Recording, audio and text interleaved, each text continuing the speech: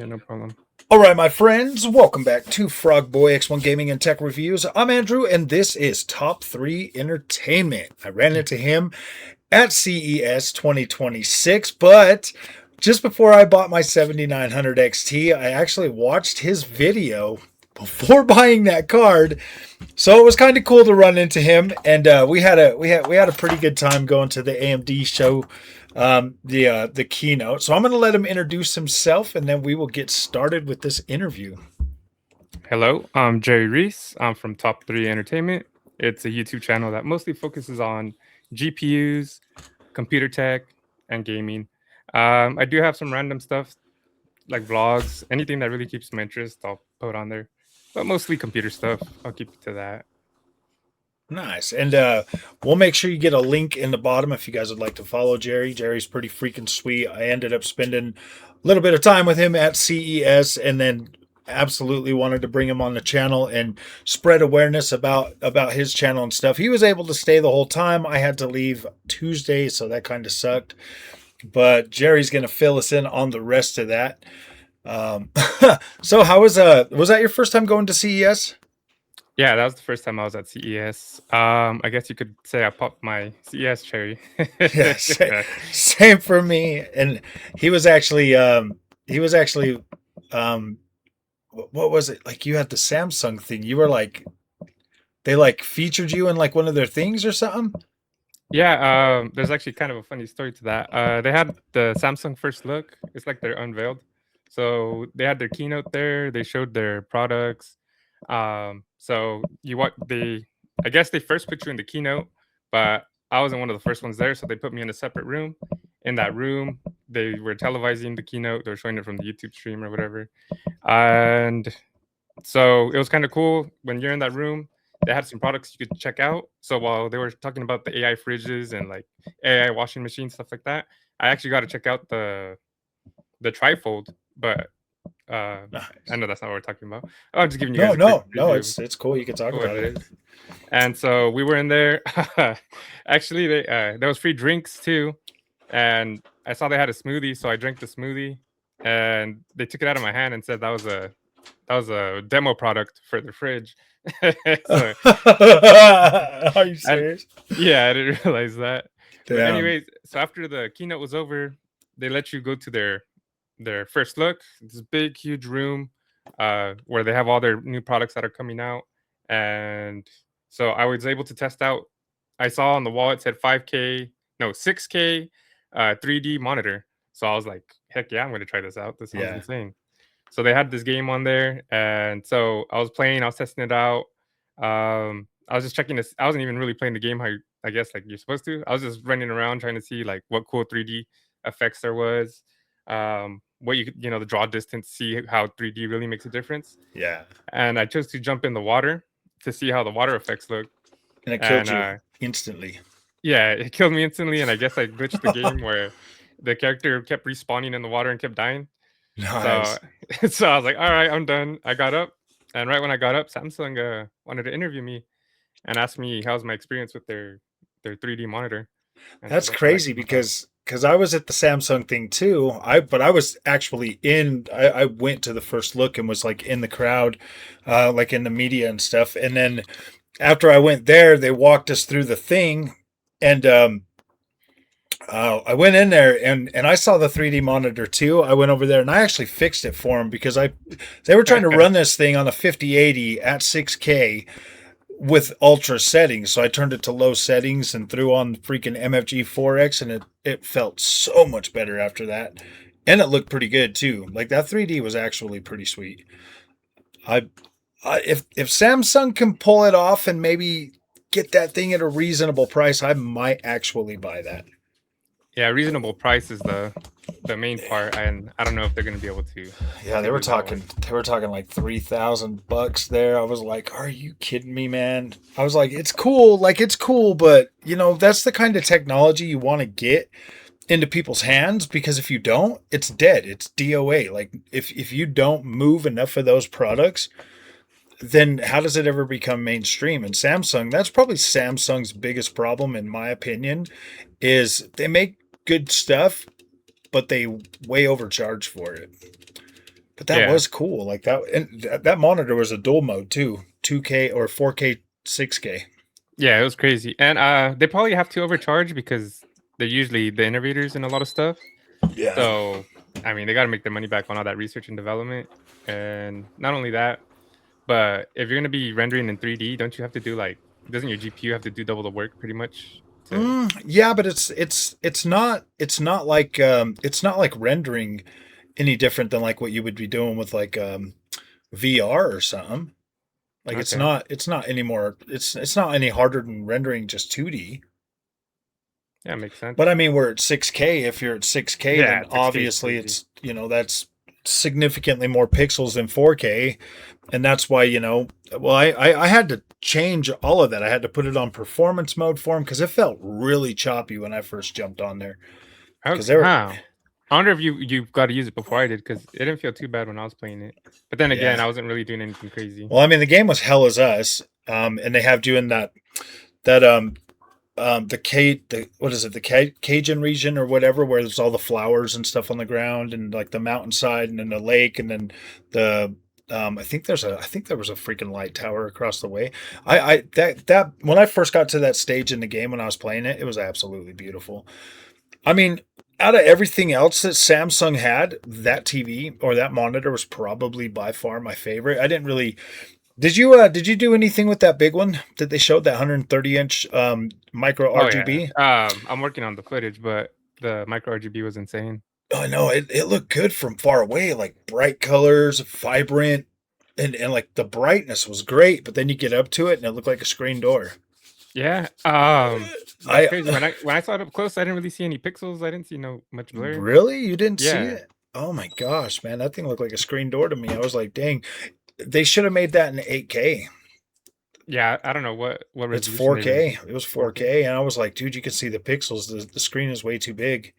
If they would have made that at like a 4K or something, that thing would have been, or 8K, that thing would have been absolutely incredible because it would have been, I could see the pixels. And then the AI upscaling on the TVs though. Did you see that? How it made them look like a water painting? No, I wasn't really. That's The crazy. two, they have like the demo on the wall where you can like push it and it'll show you like the AI upscaling for the color and then the AI upscaling for like 1080p or whatever to 4K.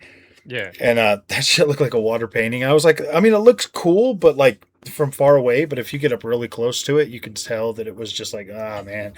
I don't know. Samsung's an interesting company. I like their phones. I like their TVs and stuff. But I don't. Other than that, like you stayed there for a while. Like you stayed the whole week, didn't you?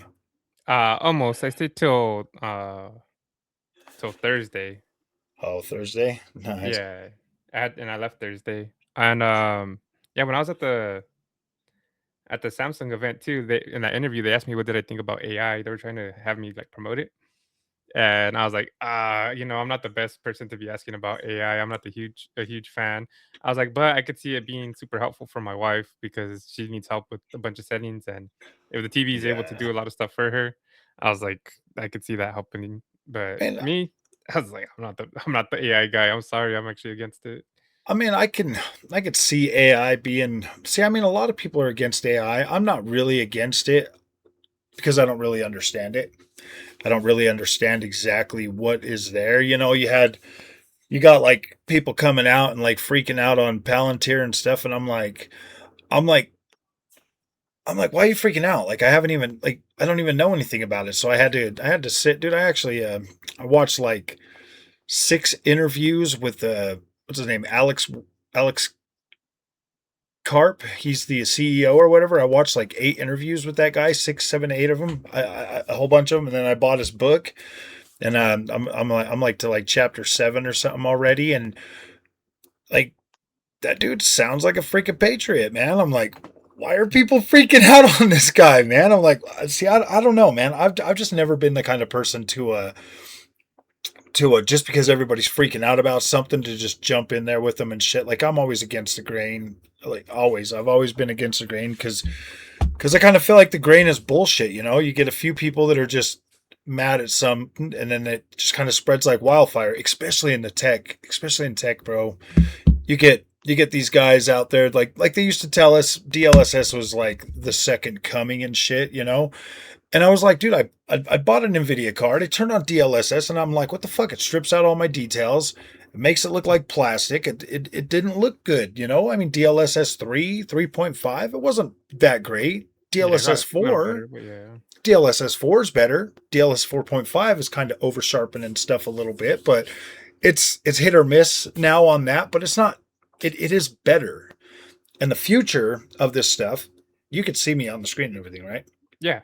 Okay, because I remember my first interview with somebody. They're like, I couldn't see anything. I was like, but like, I look at what it is right now, and the experience of what you're getting with DLSS and frame generation and all of that stuff, and it's like I came from consoles about 4.5 years ago now, and so I'm like I play all my games with a controller, and like I don't feel the latency like everybody sits to claim or everybody claims they do, and I'm just like, yeah, I don't know.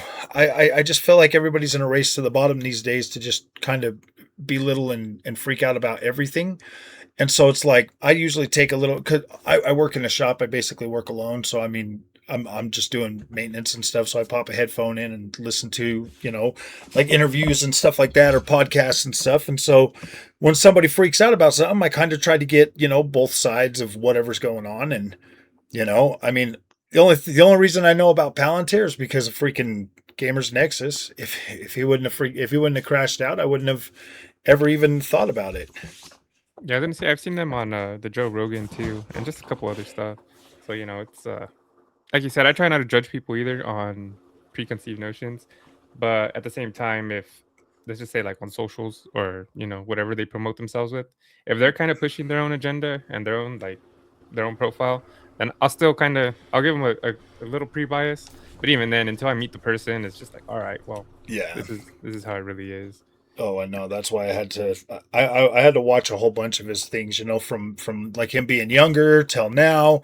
You know, to kind of like see how he acts across time. You know what I mean? And so I don't necessarily think that Palantir is a bad company, but obviously what they do with the tech, you know, like finding freaking terrorists and finding, you know, like it's used for our military to keep our boys safe, dude. I'm not gonna, you know, I'm not gonna pass judgment, and I don't know.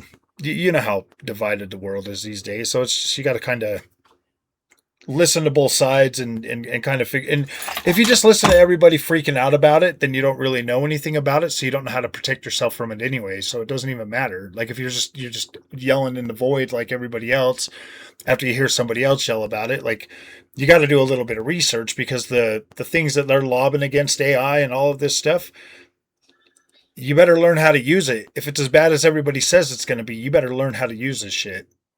You know what I mean? That's like the only thing that really makes sense is you're going to have to learn how to use it so that you can actually, you know, do something about it. And my main gripe about AI right now, I just feel like it's more of a marketing push for these companies instead of like actually trying to be. Well, I'm more when it comes to computers, I'm more on the gaming side. I'm pretty sure you're Oh similar yeah, too. absolutely. So I feel like it's more marketing, just trying to sell products for these bigger companies, and I feel like it's not helping the gamers as much. Like you said earlier, DLSS 3, yeah, you could have got a lot more frames, but the quality dropped bad. There was a lot of ghosting. When I did use DLSS, I would recommend people use it at quality because you still got good graphics and a little Hmm. bit more frames. But Yeah. at the same time, they're trying to market like you can get a low tier GPU and have it work as the same as like let's just say a 5060 Ti, and they always market it as it'll have the power of a 4070 Ti Yeah. or the last gen's like mid-tier power card. Well, I got a And 50/50, man, and I get a pretty good experience out of that with the features, man. So Jensen wasn't lying, but it you know he's not lying, but it really does kind of your tolerance for that stuff. You know, if you've got a good tolerance for it, it's actually a pretty decent experience. And when you're at a $250 price level for a 50/50, you're pretty much at the point where you're like, yeah, I'll take whatever I can get, basically. And if you look at games like I just put up a video tonight Assassin's Creed on that new 9060 XT that I just bought. And low settings look as good as last generation's like high settings. Like it looks good. Like there's not a massive visual discrepancy. Like you're not getting ugly ass potato games. You're getting good quality visuals. 8 GB last generation on our consoles, we were getting what, 5.5 gigs of, basically VRAM or whatever. And those games look pretty good on the consoles last generation. And then the PC counterparts, you can play all those on 8 gigs. I mean, the beginning of this generation, they were still in the 20 series with the best card was what, 11 gigs? Wasn't that the 2080 Ti was 11 gigs? Was that last series? I feel like 2080s were so long ago. But yeah, but that was what they had. That was the last GPU before the next, because the 30 series, the RDNA 2, and the consoles came out at the same time. Yeah. So I mean, 30 series forward would be your this generation consoles, and you can literally play. You can literally play any of those games on like a 3060 Ti. Yeah, an 8 gig like GPU, you can play all of this generations.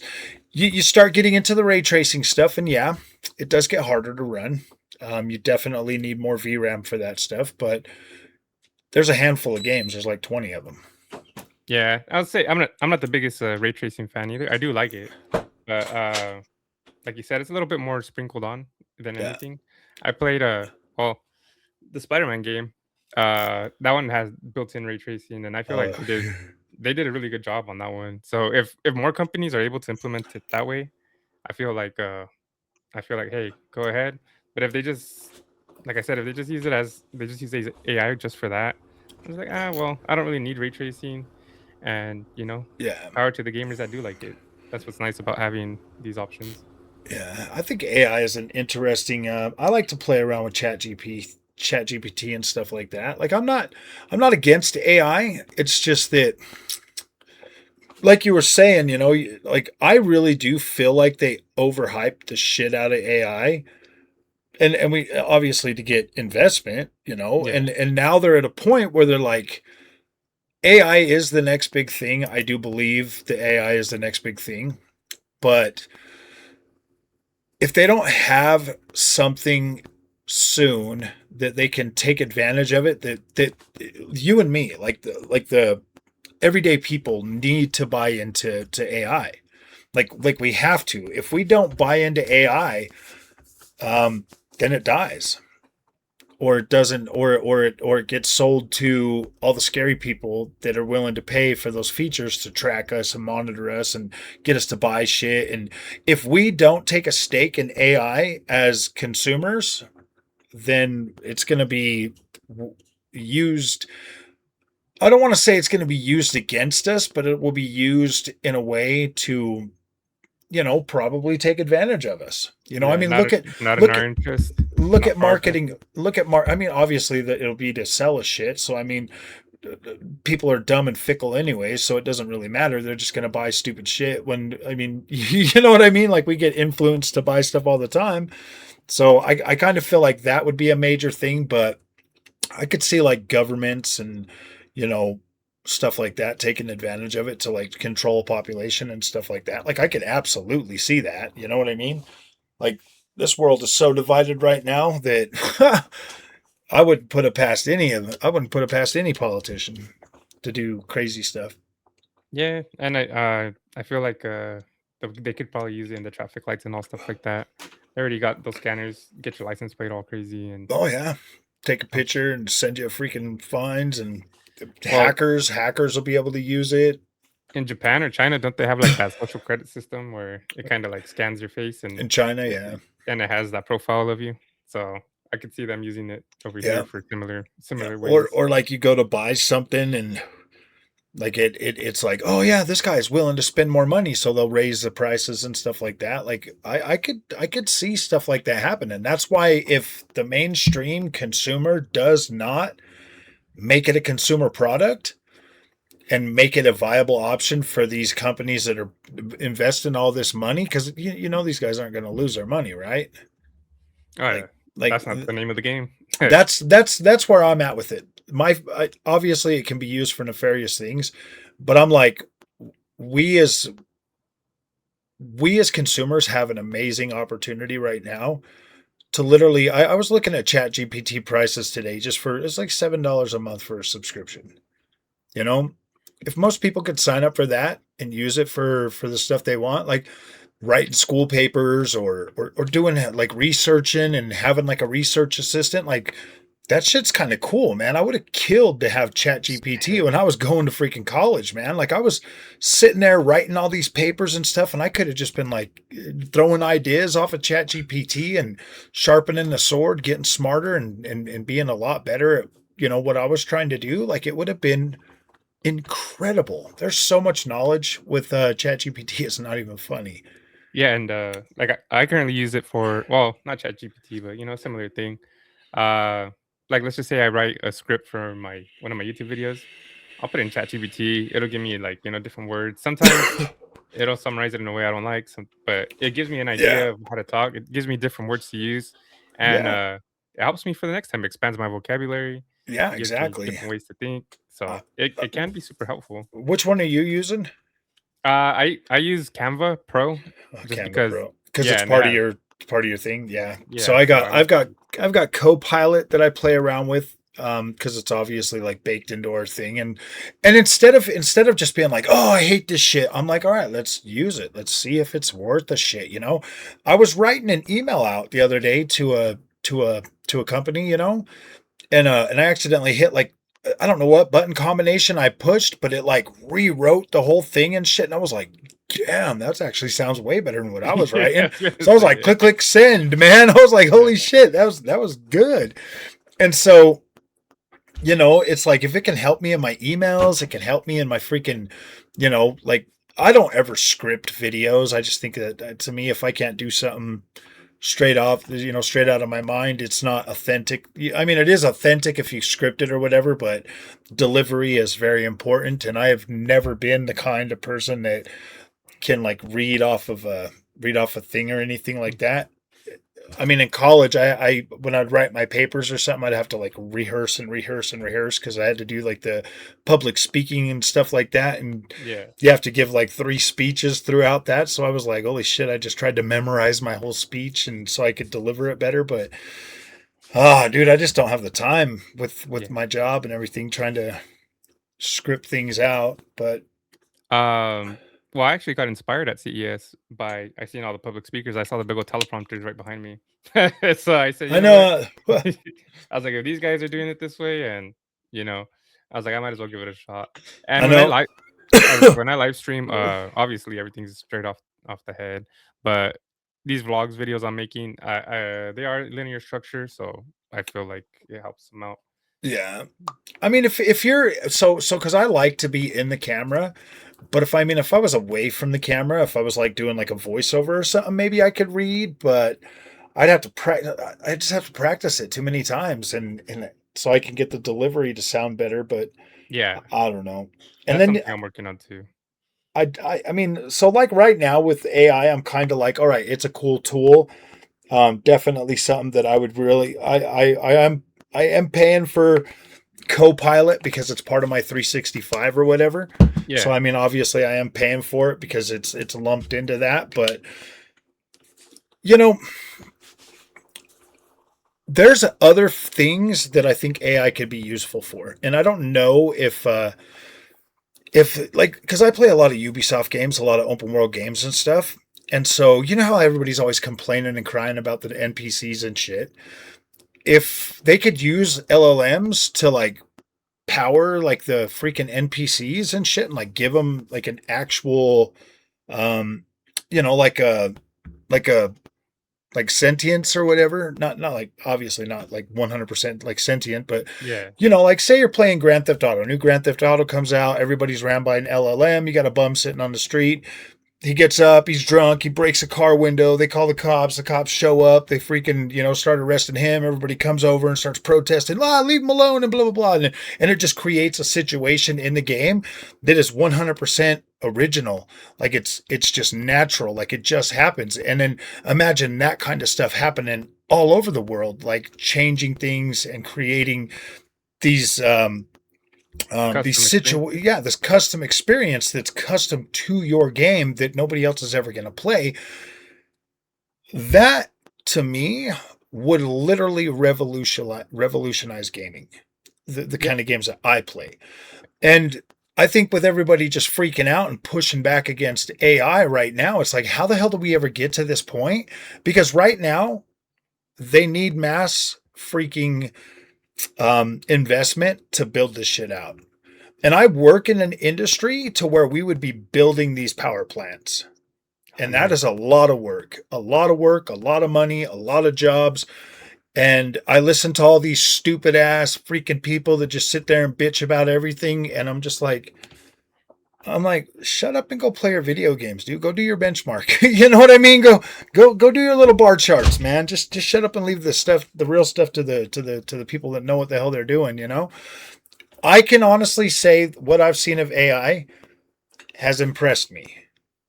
You know what I mean? Like ChatGPT, having it make pictures and shit for me. Like, that shit's impressive. Even if it's broken, even if it's a little bit sloppy and shit, Yeah. still cool, bro. You Crazy. you give it a bunch of freaking dictates, and then all of a sudden you've got like a full motion video of like just some cool ass shit. You're like, whoa, dude, that's pretty cool.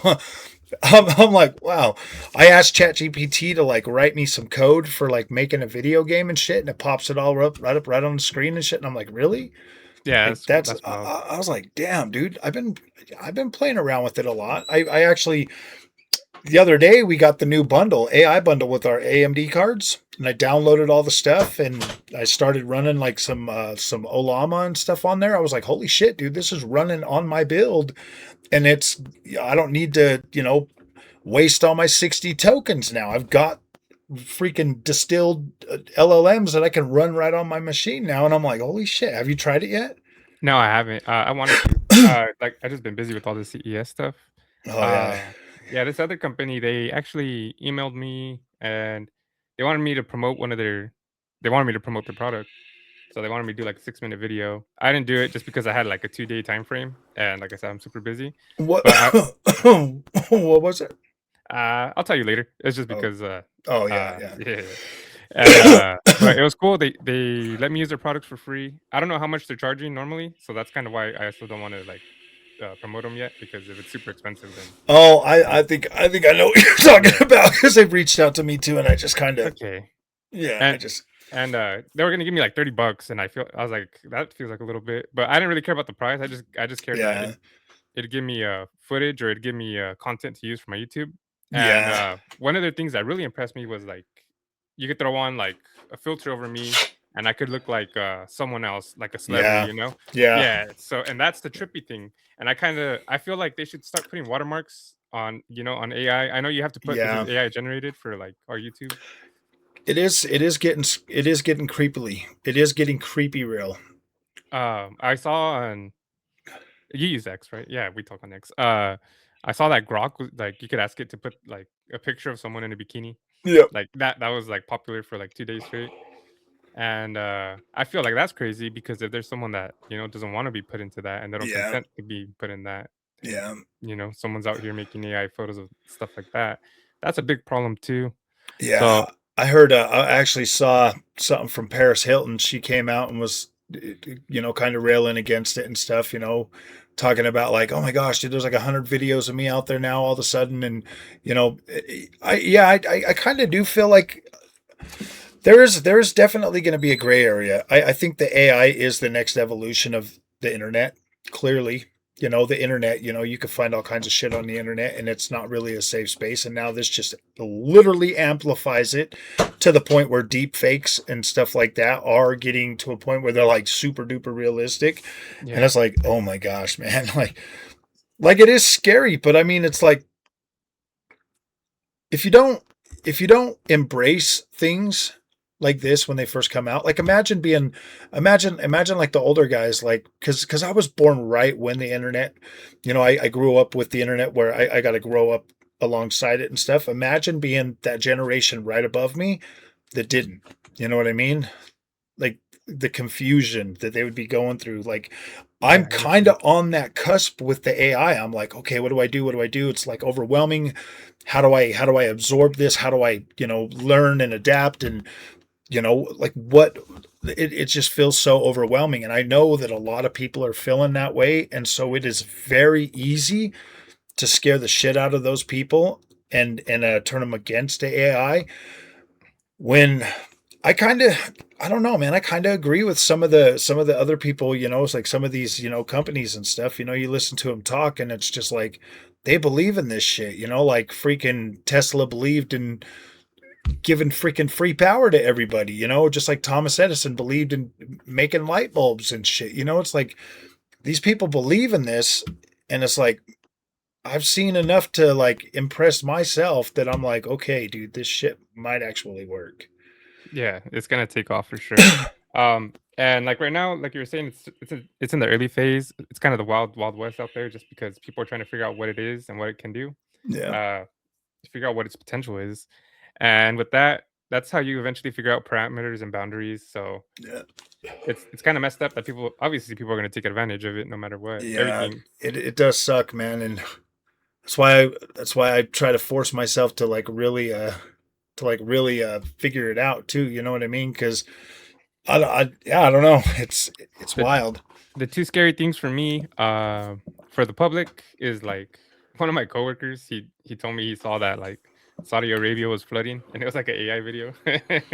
He's old man, so I was like, oh, bro, that's fake. And he's all for real, and he's like, all right, and so like the older generation or some people, it's sometimes it AI is so good it can look pretty realistic, Oh, even dude. Yeah, like the bears mauling the freaking women and shit, dude. You're yeah. like, you see it, you hear them screaming, help me! And the bears are just ripping them apart. I'm like, oh my gosh, dude. That Or stuff, even, like or even like I don't know if you've seen the videos of the cats like in people's front doors at 3 a.m. playing shooting like the shotguns. yeah, shooting shotguns. And like obviously we could tell that's fake, but it looks realistic. It looks like a real cat. It looks like a real gun, and And the lady yelling at the cat and stuff. You're like, yeah, whoa, to stop, damn. yeah, to put the gun down, and Put it down. so Give me a- that. and you could tell the audio is a little staticky. So there's some signs you could tell, but Yeah.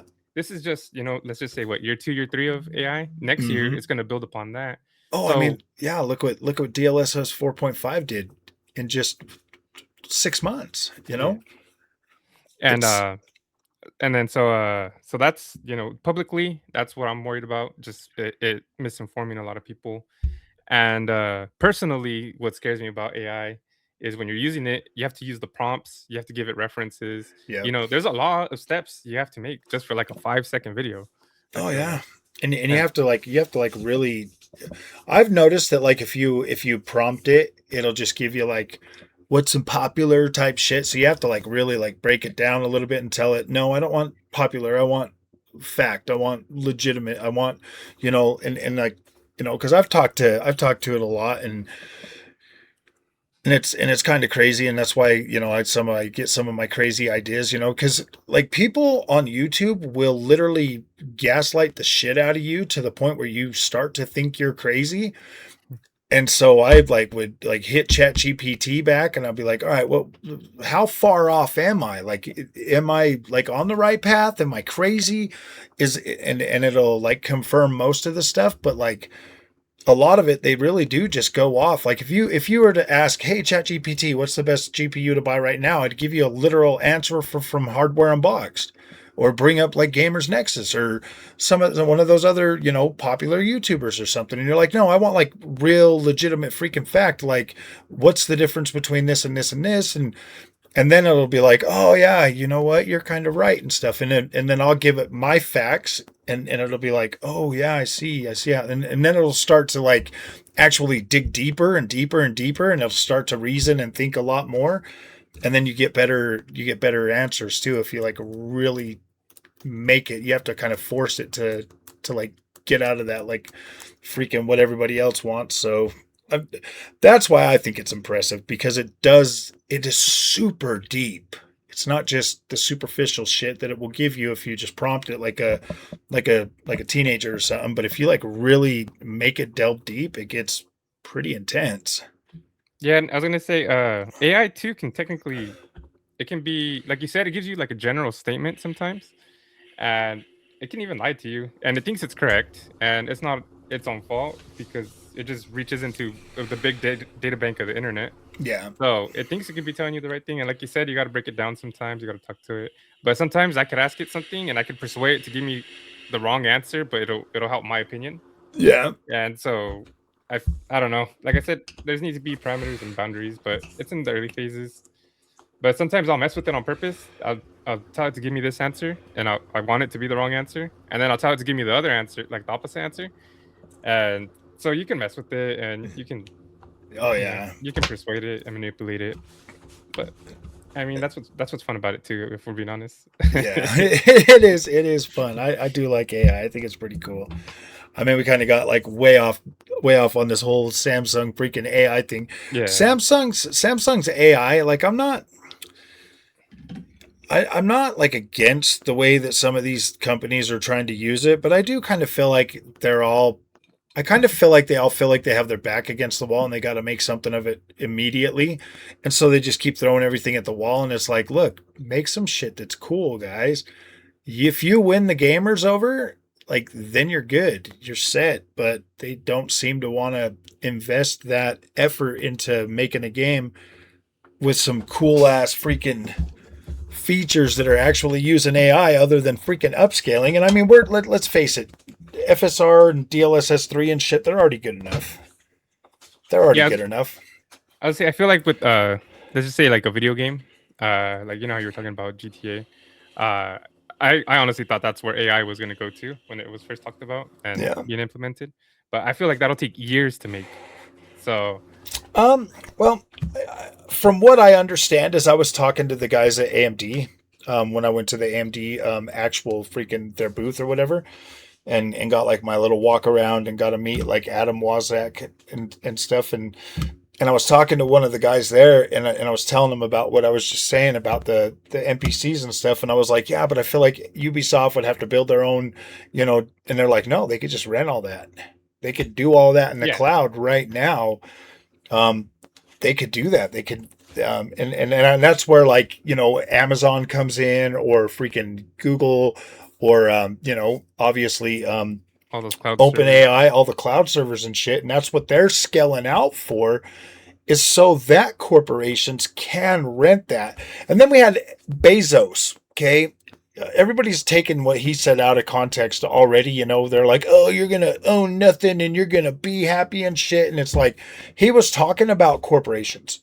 Because if you're a corporation, okay, and you're having to like build that shit out to scale, like build out your data centers and stuff, is what Bezos was saying, is like, look, guys, stop building that out. Like, we're building this out. We're going to build our own power plants for it.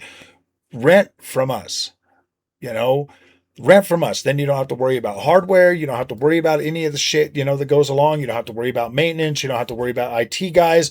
Rent your shit from us so that we can keep it all in like one place or whatever. And it's like, I'd say another factor too is physical space. Because all that takes up a lot of space. Yeah, exactly. I mean, you and I, we're gamers, man. We're always gonna have a hardware. There's gonna be gamers that are gonna be able to get a controller, sit down in front of their LG TV, hit the button, and play their freaking streamed game. That is going to be a reality for the masses. But you and me, I feel like we are gonna get cut down to APUs for gaming. GPUs are going to get more expensive. I mean, you're already looking at $3,500 for a 5090. You got a 5090, don't you? No, I don't. I got a 79 XTX. Oh, okay. And so I got a 5090, and it cost me a freaking arm and a leg, and it's like, I'm happy playing on a 9060 XT8 gigabyte, dude. You know what I mean? Like, I can play the games I want to play and enjoy them at that level. So I do feel like, after testing Steam or Framework Desktop with the AI Max 385 Strix Halo with 32 gigs and getting like a 60 class experience on that, I was like, holy shit, dude, this could potentially be the future of gaming. Console gaming is good, but if you mix a bigger APU with all that system RAM or whatever, how they do on a console. Yeah. You mix a bigger APU, get good cooling for that, and you bring it out to where it can play these games. Let's face it, developers are already to a point where it's already costing them significantly more money just to produce these games and longer times because they're trying to build for like all of this hardware. So then when you have something like Steam Machine come out, that's 8 GB GPU, 16 gigs of system RAM, now developers can target that box because it's Steam. They're going to do that. They're going to target Steam's hardware so that they can make Steam happy and so that they don't have to. I feel like a lot of developers are going to start pulling back. I mean, Ubisoft just canceled 6 games and put 7 games on like they delayed 7 games. And it's like the amount of money that they keep pumping into these games is going to start to pull back. I really do see that coming pretty soon. So we're going to I don't think we're going to see a massive regression in games, but we are going to see a point where it's like not necessarily a stagnation, but I feel like we're going to start seeing a more optimized workflow when it comes to gaming. Yeah. And so therefore we won't need as much. I mean, you look at the power of a 5090, that shit's a 20-year GPU easy. The next console generation's not even going to get close to a 5090. A 5090 still going to be a relevant GPU all next generation for gaming, no matter what. You know, I mean, the max amount of RAM they'll put on the new Xbox is probably 32 gigs. That's right in line with the 5090. The 5090 will be still, if they really do bring it out and it's 9070 XT power or close to it. Yeah, I was gonna say it'll probably be around that range. 5090 is still double that. Still double that right out the gate. So you're still looking, and a 9070 XT can do 4K 60 pretty decently. Your 7900 XTX can do 4K pretty decently. I mean, some games are using the features, but the features are there to make your experience better. It enhances your experience, so it is good. Like, it's not. Yeah. I mean, I can't think of one game in the last, oh gosh, since I started PC gaming that's looked absolutely horrible. Yeah, they've all looked pretty good. I mean, even Golem looked pretty good maxed out. So it was like, whatever. Yeah, I was gonna say that one looked nice, but probably didn't even play nice. It actually played. It played all right. Yeah, I never played it. I just heard bad things about it. Well, yeah. I say Roblox. That game does it. Roblox. But I got a 50-50 to play that on. Yeah, I was gonna say that game doesn't have good graphics, but that's not the point of it. You know, that'd be like playing RuneScape and saying, that, "Hey, how come these graphics aren't super impressive?" Well, I mean, think about how many games you got that you can get on Steam. Thousands of games that you could play. Yeah, there's so much. Yeah, it's insane. And that's just the ones you show. You can put unfiltered and get thousands of other games that, you know. Oh yeah, absolutely. But it's crazy out there. But like what I was saying earlier about the development, I didn't mean like it'll take even longer to add the AI, but game development in general takes so long. Look at Wolverine. That game was supposed to come out maybe like 2 years ago. Yeah. And they keep pushing that back. Look at GTA 6. Yeah. That one keeps getting pushed back. So these companies, like I was saying, AI is marketed right now to sell, to make these companies money. If they gotta wait 2 to 4 years to implement these AI features, I feel like they want that return of investment instantly on their AI.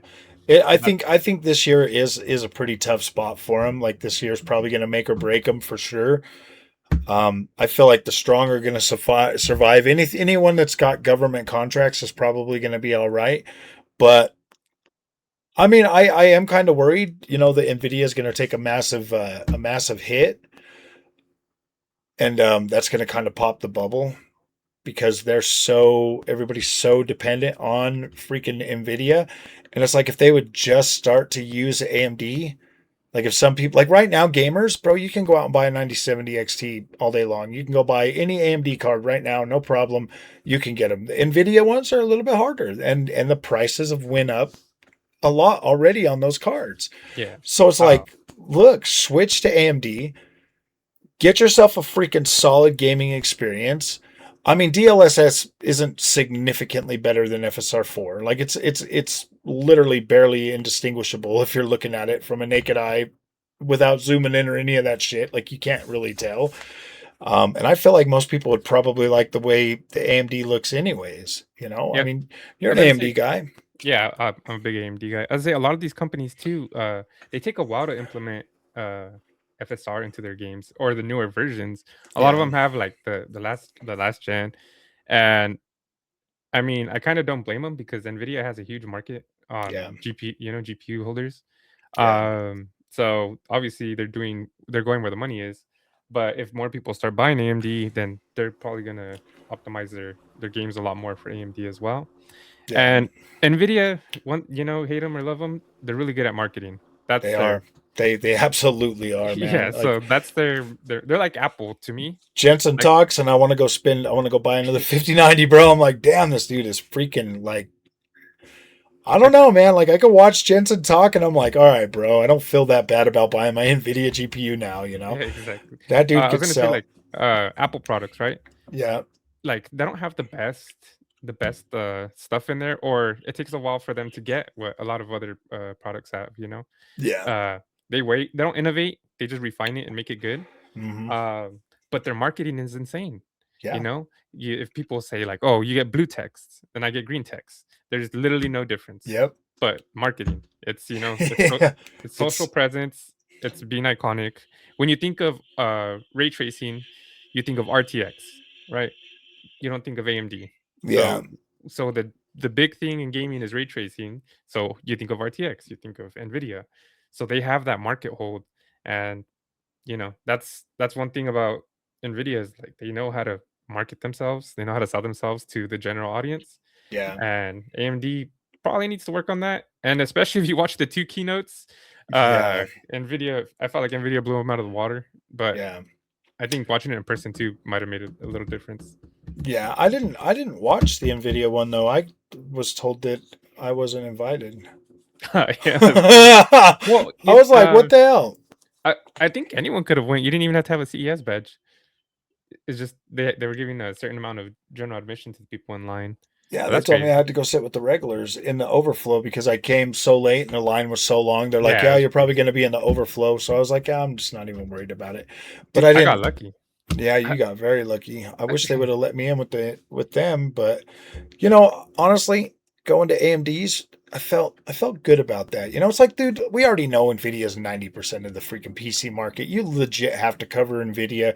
If anybody's going to take you serious, you have to have a presence with Nvidia in your coverage. Like you have to.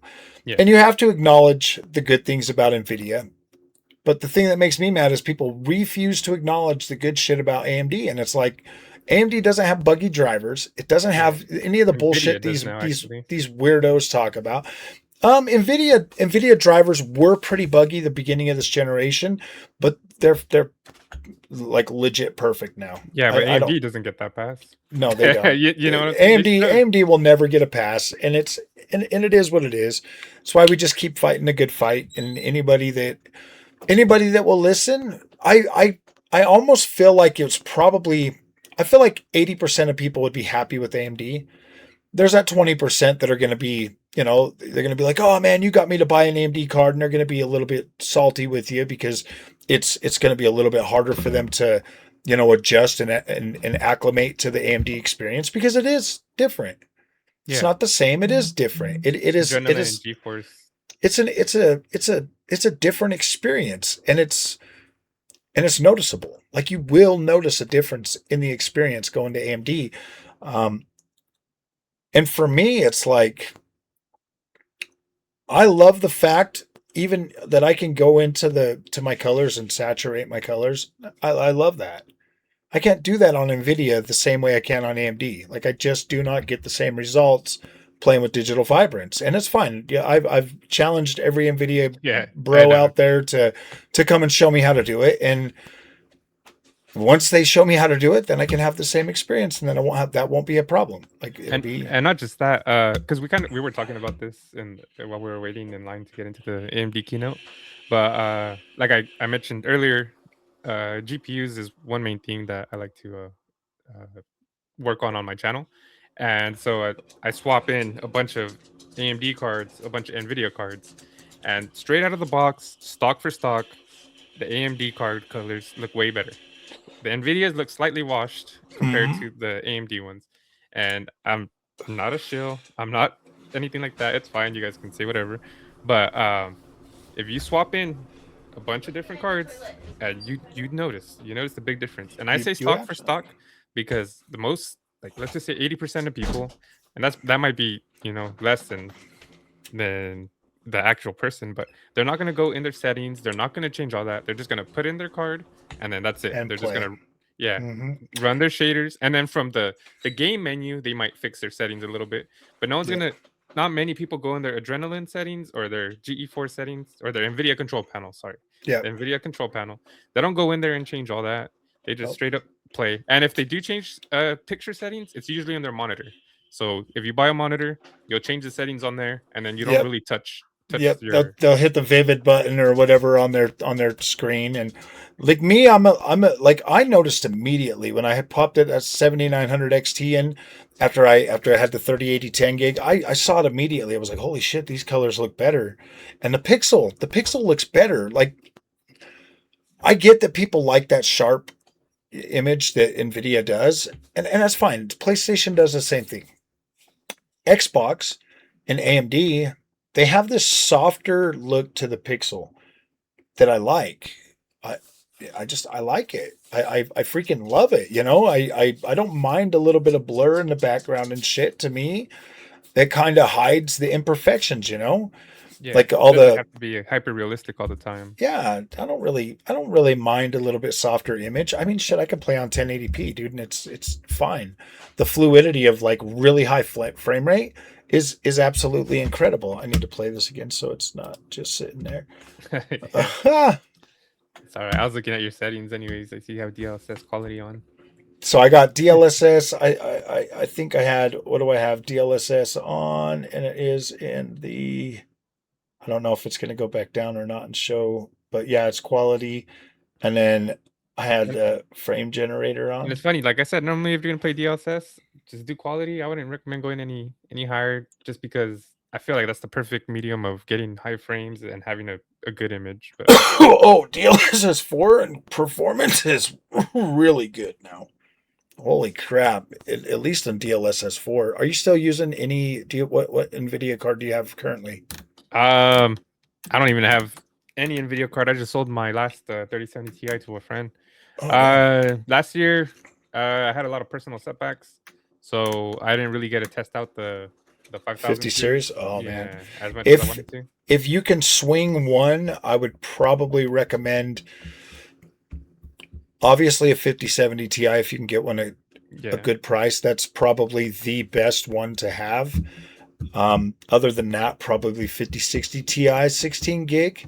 Either yeah. one of those two are going to give you a good enough 5000 or a Blackwell experience to at least let you like fill it. 5070 Ti is really good actually. I really do like that card. It really Um, trades blows. do you think it's crazy? So I've seen people talk about cards. I've seen different, like, how they rank the tiers. Let's just say like low tier, mid tier, high tier. To me, the 5070s and the 5070 Ti's, I think those are mid tier cards. Yeah. I don't feel like, I'm not saying they're bad cards, but it's just high tier now. Obviously, the highest tier is 5090, and I then the lowest.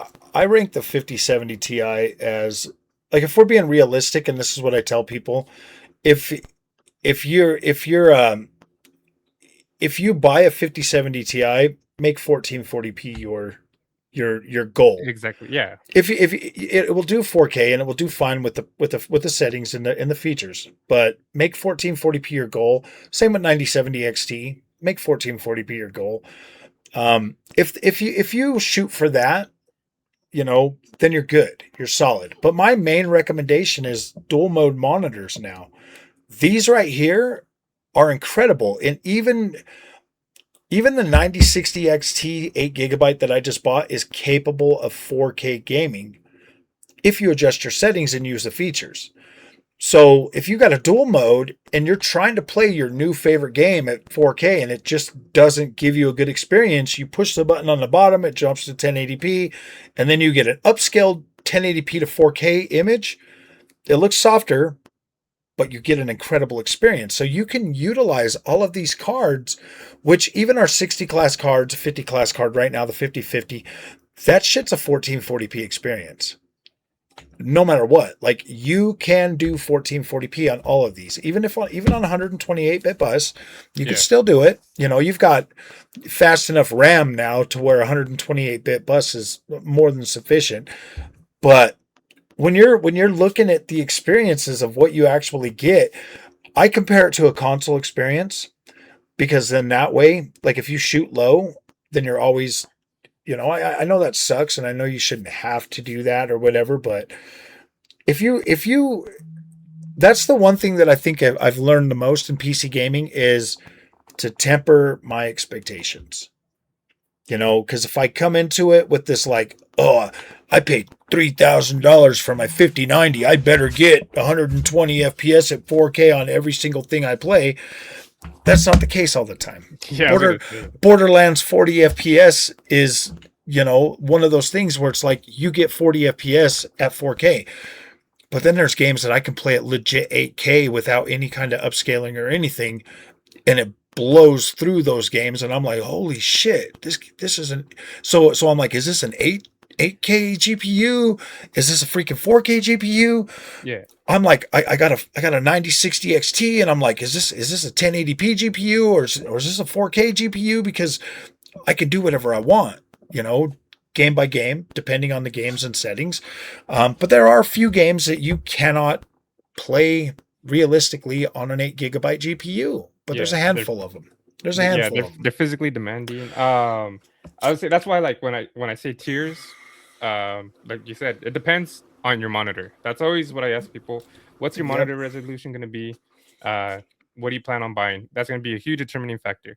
If you have a 1080p monitor, which I honestly wouldn't recommend anyone to have anymore, but Oh, like I do. to start off as your main monitor, I just recommend going for 1440p. They're cheap enough to Yeah. Yeah, where you could get really good 1440p's.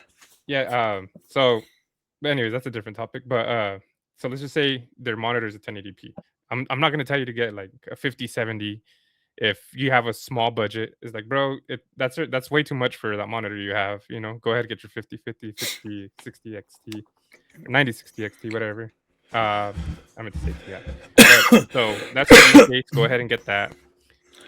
You ask someone, they're gonna have a 1440p monitor. Next question again, what's your budget? I'm always gonna try to tell someone to spend more on the GPU and do a little less on the rest of their PC. Yeah. But so same thing, 5070 Ti. Go ahead and get that.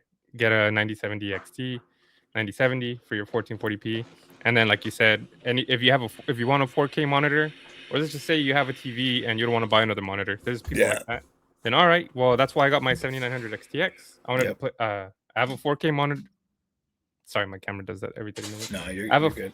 I have a 4K monitor, and I got a 4K monitor because I needed to run different games at 4K to test different GPUs. You know, you got to test all the resolutions, and so I was like, I might as well have a GPU that can push my 4K monitor. 4K 120 is what I wanted.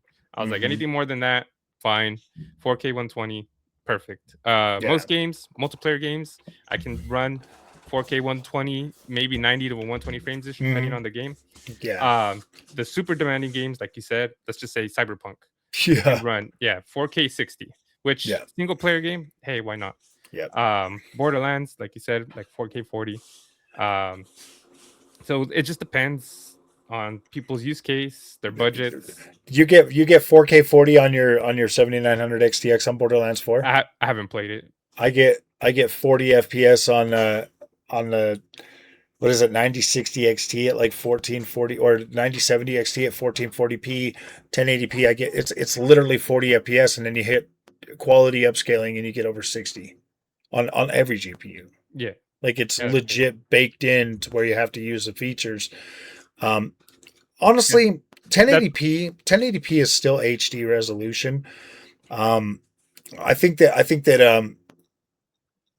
if people could get used to that again, they're at a point right now where, I mean, we saw 1,000 freaking hertz monitor at CES, and it was 720p. You know what I mean? It's like, you want 1,000 hertz, you go back down to 720p. But you've also got like virtual super resolution too. like you can play at a higher resolution and downsample and get a better image quality on any of your monitors. 1080p is a little bit tough because it really doesn't look a whole lot better. But 1440p, downsampling from like 4K looks really good. Yeah, all those pixels make a difference. I know. They do. I know when people think of 1440p, they probably, they're like, it's a little bit more than 1080, but it's a huge difference. It looks amazing. If you've been someone that's only gamed at 1080p like their Yeah, whole computer life, and you switch to 1440p, it's a huge revolution. I it feel. is a massive jump. It's like holy shit. Like 1440p to me looks like it's good enough clarity to where it's like holy shit, this blows my mind. Like my ultra wide's 3440 by 1440, and that's on my sim rig, and I'm like, dude, this looks incredible. That's pretty much 4K though. Yeah, technically, I mean, like kind of close. The amount of pixels that are in there. Yeah, I mean, you're still pushing. Yeah, you're still pushing pretty close to that.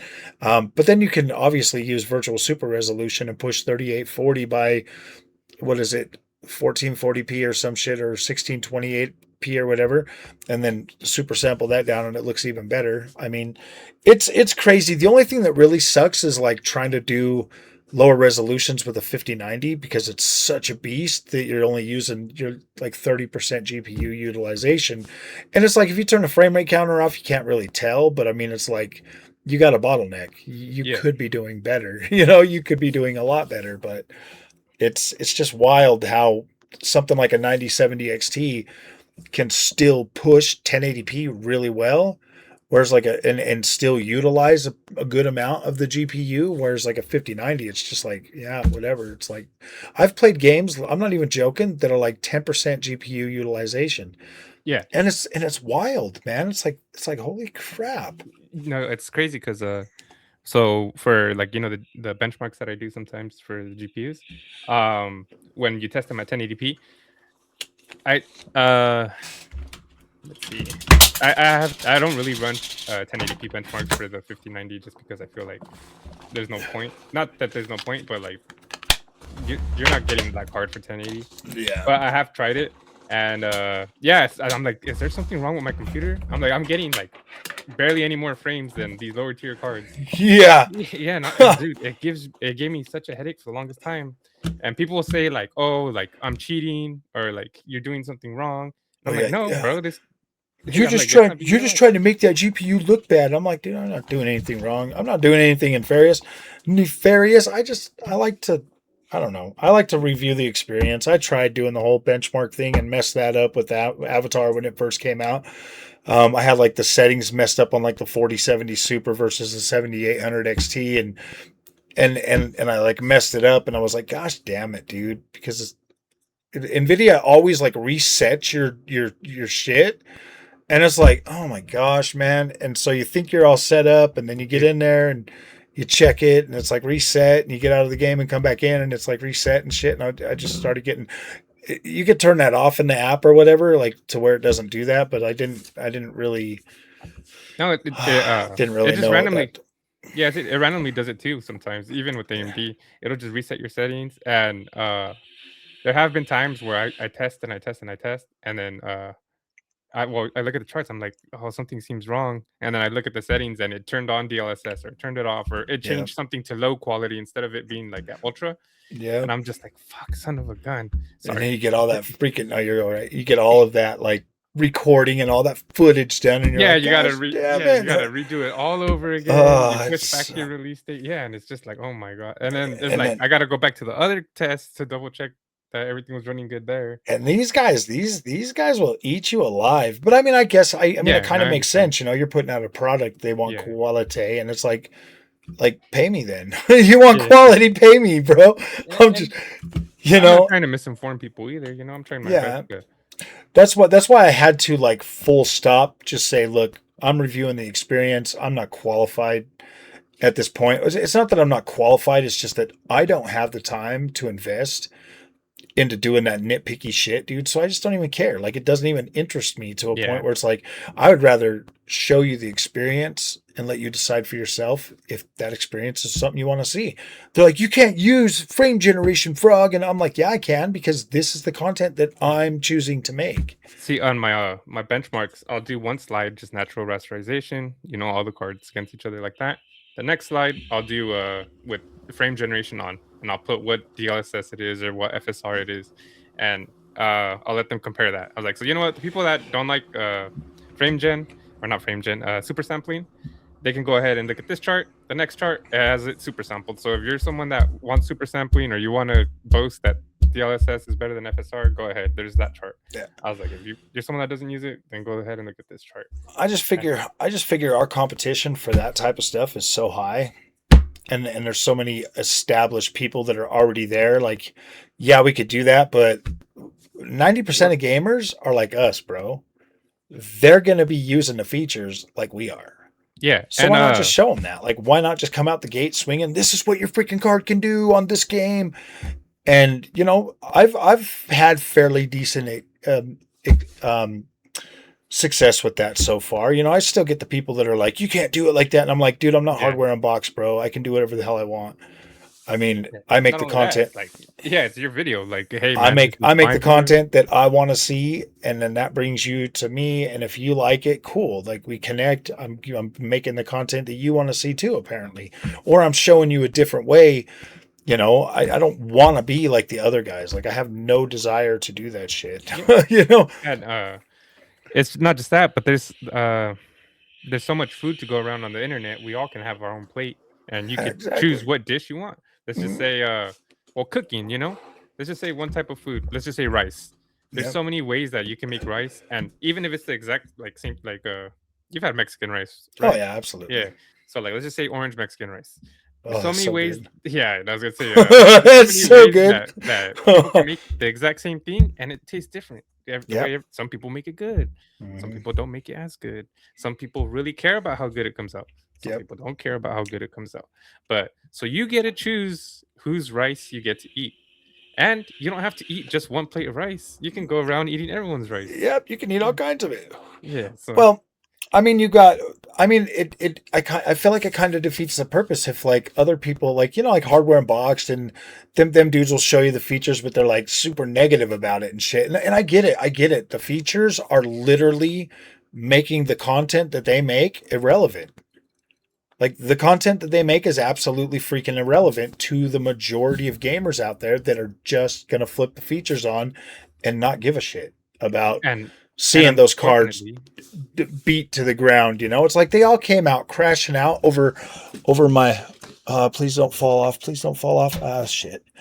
Crashing out over my baby. Yeah, and I'm not a 50-50 fan. Yeah, I mean, they came out, they crashed out over the 50-50, and I'm like, so I bought it. I was like, all right, let's see how bad this thing really is. And lo and behold, I was like, holy shit, dude, I could play. I legit was playing, what one was it? Red Dead Redemption 2 at 4K at 70 frames a second with optimized settings, bro. I was like, why I hate this card, man? This shit would blow somebody's mind, Yeah. Like, there are gamers out there that like that card would blow their mind, but these guys are see. To me, it's just like I said, people buy NVIDIA. If you really use it for software, then okay, show the extra money if you really need it. But like I said, 80 to 90% of the people that are going to use it, mostly for gaming anyway, all the hardware in there, I would probably recommend AMD's alternative, 96. Oh, absolutely, all day long. Just because of price to performance. You're probably getting it around the same price anyways. I usually I'm at like, look, if you really want the full-bodied NVIDIA experience, get the 5090 because wow. Yeah. But everything under that, like the difference is so minuscule that it doesn't even make sense. It's like, if you can go and buy a 9070 XT for $150 cheaper, buy the $150 cheaper GPU, and then put the rest towards your RAM, put the rest towards some more storage, put the rest towards your CPU. Yeah. Get something more for that money, because the experience between a 5070 Ti and a 9070 XT, you're not going to tell a difference. Yeah. And unless you really use that software, then unless you've got to have that DLSS 4 for all your you don't even need it on a yeah, 1440p monitor. Like that card, both those cards will run 1440p all day long, no problem. yeah. Unless you have like a workstation where you do like video rendering and all that stuff too. Even Then even yeah, I was both gonna of those say cards, I literally rendered out the video I put out earlier on that 9060 XT 8 GB. I use a Cyberpunk or Cyberlink Power Director, and with that, it runs AMD, NVIDIA. Like my 5090 is a lot faster, but not by. I mean, it's like minutes, like a yeah. I was few gonna say minutes I was over gonna my say 9070 XT. but like and it determines too what programs you use because a lot more programs CUDA they like Yeah. to factor that in, and I think that's just because like I was saying earlier, the biggest fan base is NVIDIA, Mm-hmm. so they probably cater to that because they figure more people will use that. So Yeah. unless you use these specific products, for most of the time I'm going to say go AMD just because Yeah. price is cheap. That's what I tell people on my channel. I'm like, look, man, go into AMD, you will have to find product, or you will have to find apps and products and shit that are going to be friendly to AMD, and it's fine, you know. But I mean, I get it. You know, your workflow is very important. Like for me, I was thinking about switching over to DaVinci Resolve so I could just buy it one time. You know, just pay the 300 Yeah, bucks the and just be one done time with fee. it. And I was like, dude, but I really love the workflow that I get with Cyberlink. Yeah, My workflow is so fast now that it's like I could put up multiple videos a day and it doesn't even bug me. But switching to that, then I got to relearn a whole new thing. I got to change up my workflow. And yes. I'm just like, ah, See, I use DaVinci Resolve, and I tell myself I should probably learn how to use Adobe Premiere, just because if you ever want to work anywhere editing videos, all they use is Adobe Premiere, yeah, and all they use is Macs. So that's two different yeah, ecosystems I'm gonna have to switch to and figure out. And yeah. like you said, I get my work done so fast with DaVinci Resolve. I can put out so much content. Let's just say I could put out 3 videos in 1 week using DaVinci Resolve. It'll take me a week probably to put out one of those videos with Premiere, just because I'll be like, okay, how do I use this? Where do I find Yeah, it? exactly. I downloaded Premiere and I looked at that and I was like, nope, I'm good. Yeah, I was like, I'm good. I was like, why is this so complicated for no reason? I mean, I've And got DaVinci Resolve downloaded on one and I do play with it every once in a while, but the amount of time that it would take, as soon as I got the free version downloaded right now, and as soon as I can learn it, because I've got all these nice Sony cameras, so I wanted to figure out how to use like LUTs and shit like that to like make so I could start shooting in S-Log or whatever. But I don't know. I would I'm say, yeah, DaVinci's good for like raw footage too. That's what's actually one of the main Yeah, that's why I responsibilities. was really looking at that. But with Cyberlink Power Director, there's like a trainer dude that comes on and everything I've needed. It's like, boom, he's got a great video. It's really Ah, short, nice. easy to use. I'm like, hell yeah, man. Cyberlink Power Director is actually pretty damn cool. Yeah, one of the best things about because your YouTube, like, yeah, I'm not saying like it's a business, but it's your business. I'm not Yeah. saying you make like a bunch of money. Everyone thinks that YouTubers are super Yeah. rich. It's like, nah, bro. I make like $40 a month. Yeah. And but efficiency is key. So like I said, you could put out 3 videos in 1 week, or you could try to learn something new, and you'll be outputting a lot less. Yeah. And right now, I'm putting out 1 video a week, and that's just because the CES footage is so insane that I'm working on that. Yeah, dude, I Uh, went through all mine and I was like, I got so much shaky shit that I'm like, oh gosh, dude, do I really want to put, I mean, I could put it all in Catalyst Browse and straighten it out, you know, with Sony, but it's like, yeah, I went there with like the wrong kind of, I feel like I have the wrong intention for when I was there, you know, I was more interested in like the networking part when I was there. yeah, that's And what there was so my much main cool reason was shit there. being showed off. And I was like, I just felt like I completely wasted my experience Me too. by like trying By to 2 3 network, days, by you 2 to 3 know? days, like the keynotes. Maybe next year I might not even go to the keynotes because I felt like that was 2 days wasted just on trying to. Yeah, 2 whole days absolutely freaking wasted, I felt, you know? I mean, my first day there, I met with, I I think, met you though. yeah, I did. I met you like going to that second day, but you know, some of that stuff was pretty cool, but it was like waiting until the show floor opens, and then you get out there on the floor, the convention floor, and it's like And everybody's wait just trying to another sell you hour. their shit, dude. Oh And yeah, you're sorry, I thought like, you were talking about the keynote. Yeah, like, dude, I don't want to buy it. You can send me one and I'll review it on my Not channel. just But that, but a lot of the stuff is like, why would I want this? yeah, exactly. You There's know, so like, much.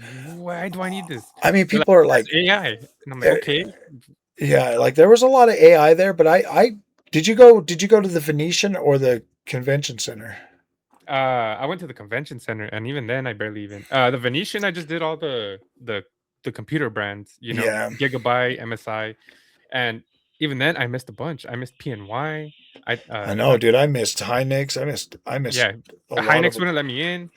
Yeah, Be a quiet. I lot of think them, was a in. lot of them, because I only had Tuesday and like everybody was there doing their filming and shit. So MSI wouldn't let me in at the time.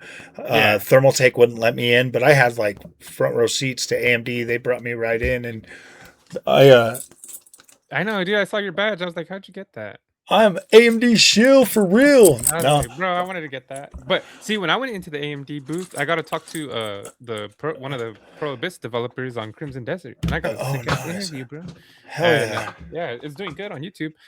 What, dude? I had to film it twice because yeah, they like, I don't know, some crew while my wife was recording, they like pushed her back, bro.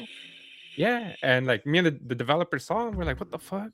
yeah, Sorry, we're like, what the heck is going on? And like, I'm like, dude, I'm so sorry. I'm like, can we run this again? I was like, yeah. as I you mean, saw, they just pushed my wife back, and he's like, yeah, he's like, that's messed up, I saw him all there, and I was going to talk to him and stuff, but I was talking to Adam Wozak or Yeah, whatever. I was trying to get like some information and stuff on him, because I was like, what's going on with FSR, bro? Are you guys bringing in 8 to RDNA 2 and 3? And he's like, this is what he told me, like verbatim. Never say never, but RDNA 4 is the baseline. It's only going to get better. RDNA 4 is the baseline for FSR Redstone. It's only going to get better from there. Like, never say never. I mean, if the guys get bored and they have the time and they could do it, cool, maybe they'll get to it, but this is the baseline. This is what our official goal is right now, is just moving forward with FSR4. We want to be able to support that and move it forward. And I was like, okay, that makes sense. That's what I'm going to roll with. I'm not going to sit and do what Ancient Gameplays and other content creators are doing, like promising people that it's going to come. I mean, Adam said, he's like, look, man, you can use OptiScaler to get it in there. You can use OptiScaler, and it's like, okay, like I get it, but if they keep trying to support them older cards with this technology that technically physically can't run FP8, like it's just wasted resource. It's not wasted resource. It's not a waste of time. It's not a waste of resources to take care of the community that's been there and loves you. And that's what I told him. I was like, it's not a waste of resources. I mean, obviously it would be, I told him, I was like, optics matter. And, when you do something like this, where we're not getting these newer features that clearly we know work, optics matter. And I think that AMD is, I think they're so spread so thin, after talking to them and stuff, it's kind of like they're spread so thin that they're really trying to work with PlayStation to really build FSR4 and make it the absolute best it can be. And I just feel like they don't have the resources and manpower to really devote to doing that, because if they officially support it, it has to be good.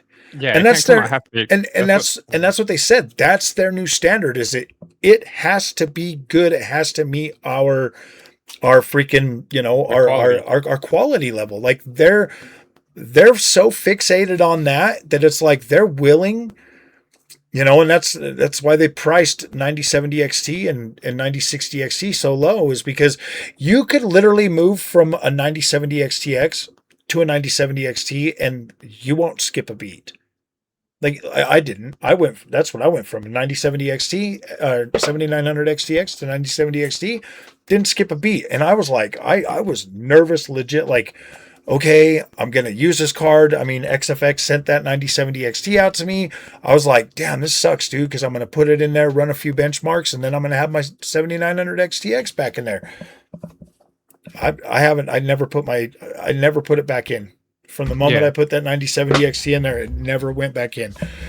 And I didn't notice a massive, like, there's a few games that maybe I got better frame rate, but frame generation and FSR4 completely alleviate all of that. Obviously, you'll miss not having the VRAM and stuff. But yeah, anything like 7900 GRE and up, 9070 XT will easily supplant and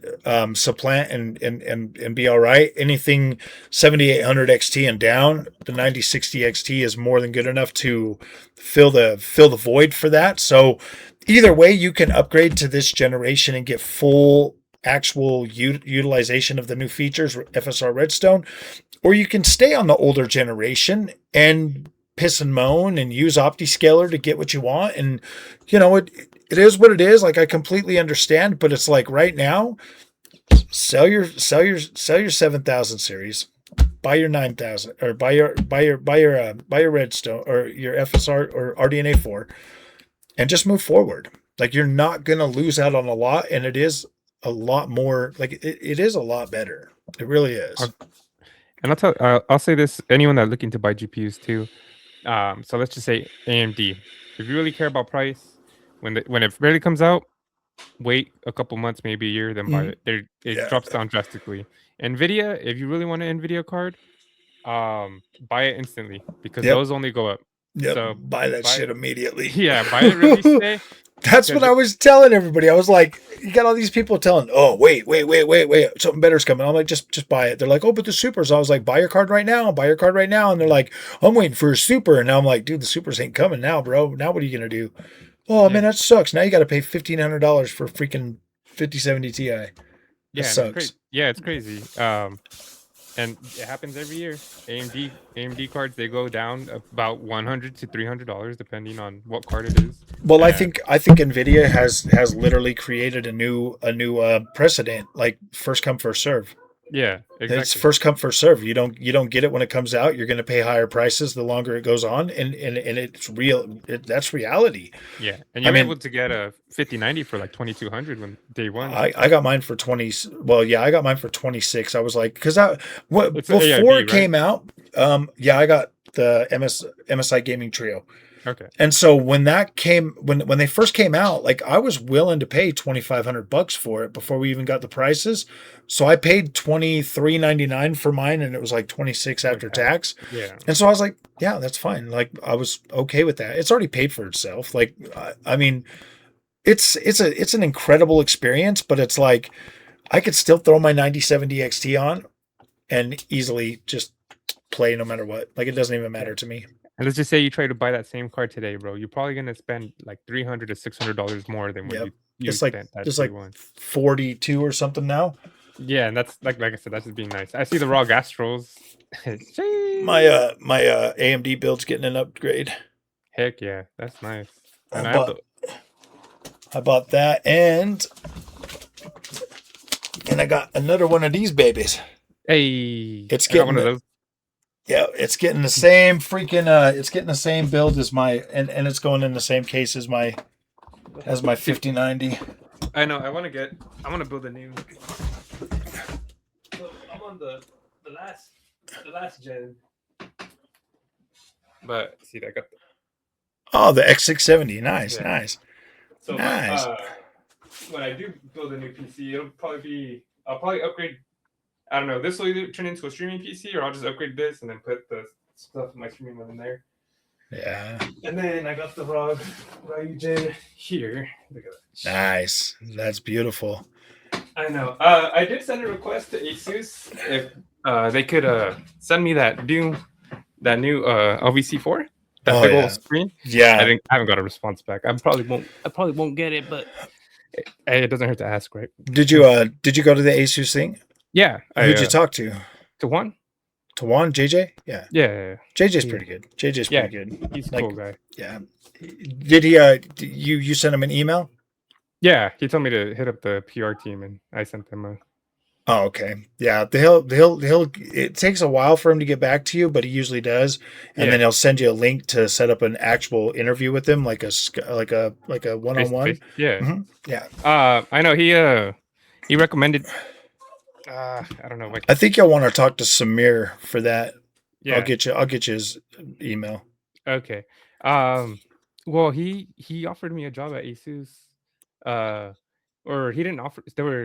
they were hiring, Yeah. and JJ he put me on top like of the list for a job that I did not apply for. He just Nice. he's just like, hey, can I talk to you real quick? I thought he was gonna give me like a GPU or something, Yeah. and or something to review. And then like halfway through, he's like, yeah, this is a job interview. I was like, what? I was like, Yeah. bro, I'm so tired and so foggy and Yeah, dude. but yeah, JJ's pretty cool, man. I like JJ. I've had a few meetings with him. yeah, I didn't get the job, but it was I just didn't. yeah. I feel like I didn't take it. No. No, it's not. I didn't take it. It was between me and some other guy, and they chose the other guy, which is fair. I just told them thank you for even considering me and Yeah. for putting me up there. Yeah. That'd have been cool, man. Because then you could have been my. No, I'm just joking. So Yeah, yeah, I've got. I would have. It would have been like product marketing is what they wanted me to do, Yeah. and so I would have been pretty much the PR guy, like you guys Yeah. contact. And I was like, So yeah, I've been talking. I've been in the works of like trying to, because everything's changed so rapidly. He was like, just wait until after we launch all of our new stuff, and then we'll get you squared away and stuff. Because I like, was talking to him about products, and he's like, yeah, we're about to roll out a new one, so just wait. Let me get and I was like, all right, cool. So yeah, it's just been taking a little bit to like get in touch with him. So, and not only that, but also them rolling out like. They just were at CES. Yeah. Them having to go back and dude, I want that. I want that Chronox case so bad. Oh, I know, man. Dude, I got such good next week. Fuck. I'm working really hard, guys, to get this footage out. But I got so much good footage at the Asus booth. My next, I released a video today. It was the day before CES, so it's just me like cruising around, showing different spots. My first two videos pretty much are saying like what to expect with CES and how to prepare, like hotels, how to rent a car, all that stuff. Just just footage I just shot the 2 days I was there. And then this next one is actual media day, CES, and the Samsung first look. So that's what that footage is going to be. And then after that is going to be, what is it? My day 4, the NVIDIA keynote, the AMD keynote, and then just stuff from there. Yeah. What I thought, the difference between two. And then the third one's going to be the Lenovo and some of the booths, the Asus one, Lenovo. And then I'll do clips from there. And so it's a work in progress, guys. And oh yeah, I've got like that. Did you stop by that T Compass place too? T Combs? No. T Combs? It was like they're doing like cases and all that stuff. I've got some. I got like a whole video of that I'll probably just throw out, because I've just been going through my footage too. It's just been such a pain in the butt. But I was like, my views were starting to like go way down, so I was like, I need to get some footage out there. I need to get some videos, so I had to take a break from all that. So at the Lenovo Tech show, it was at the Sphere. They had Gwen Stefani on, so like for a day that I don't have let's just say anything to put out, I'll just put a clip of one of her performances there, and it gives me like 2,000 views a day. So it's like it's a free performance, So I'm trying. Like I said, last year was a really bad year for me. I lost my sister, and all my money went to that, and so it was tough. So I didn't really have money for like all my computer stuff, and it's expensive. Oh yeah, it's getting ridiculous. So I couldn't really focus on that. So last year I mostly did a lot of live streaming, a lot of gaming, just because I was like, this is free, and I could show off my hardware. So that's why I'm technically behind the whole gen. But this year I told myself, that's why I went to CES. I was like, you know what? I need to refocus on my channel. I need to get back into it. Yeah. I've been wanting to go to CES, so I'm going to do it this year. 3 weeks notice, bro. Yep. 3 weeks notice. I just booked everything. Everything aligned perfectly. My mom had random vacation days too, so I brought her with me because I was like, hell yeah. She's not sitting at home. And you met me, and so now we can collaborate a lot more often, Yeah, and that's sick too. And like I want to get what was his name? Chris. Yeah, Chris. I want to get Chris on too soon. Yeah, I've been talking to him a little bit. You're the only one I talked to so far. I mean, I think I reached out to him. I think I at least sent him a message. I need to send him one here in the next couple of days and stuff. But what's funny is I started my channel doing interviews. Nice. And then I pivoted to computer stuff just because with people, they back out, this and that. Sometimes they don't let you know, or you tell them stuff, and dude, they have bad internet and it's so choppy. So having to rely on, I was like, I don't want to rely on people. And then some people, I told the guy it's like video format, and he only wanted to use his voice. He just had a picture of like Yeah, company logo? I have a no. I let one person do that, and that was because that was the one person that, out of all the sea of NVIDIA bros, was like, "Yeah, dude, you can. AMD's good too." So I let him not have his picture on, or not, do a face to face. But Yeah. everybody has to do a face to face. Yeah, bro. It's just no one wants, unless I do like a little. Let's just say I'm doing like a podcast, Yeah, like a news, and then I'll have a little segment, like a 5-10 minute segment. All right, this person's calling. He's gonna be on there. Let's see what he has to say. yeah, Then you know what, I could do that. But like if I'm doing an interview like this, imagine the whole time, bro. You're just like everyone's yeah. just looking at you and they can't see me. That's Mm. it's not good. It's not good production, you know. Well, yeah. And For me, they'd be watching like I'm actually thinking about making like the images a little bit smaller so that I can let them watch the gaming behind us. Um, because this is actually kind of a cool game. I actually won this game on Twitter, bro. oh, nice. Yeah, Vampire Masquerade, Bloodlines 2. Actually, I won it on Xbox, but I donated the Xbox copy to one of the kids at my wife's work, and then I bought it on Steam. Um, I was like, nice game. I know. I was thinking, I was like, man, I should have just put my YouTube channel on here and had my videos running in the background. But oh well, Yeah, another you're time. good. That's for the next time. Yeah, We're on here. absolutely. I mean, like next time, we'll talk about like a dedicated thing, but like this is getting to know top 3 entertainment. Let me see. It says screen share. Let me see if I can do that real quick, just so I can give you guys a quick tease of some stuff I saw. Let me see screen. Window. Let me see. All right. Is it letting?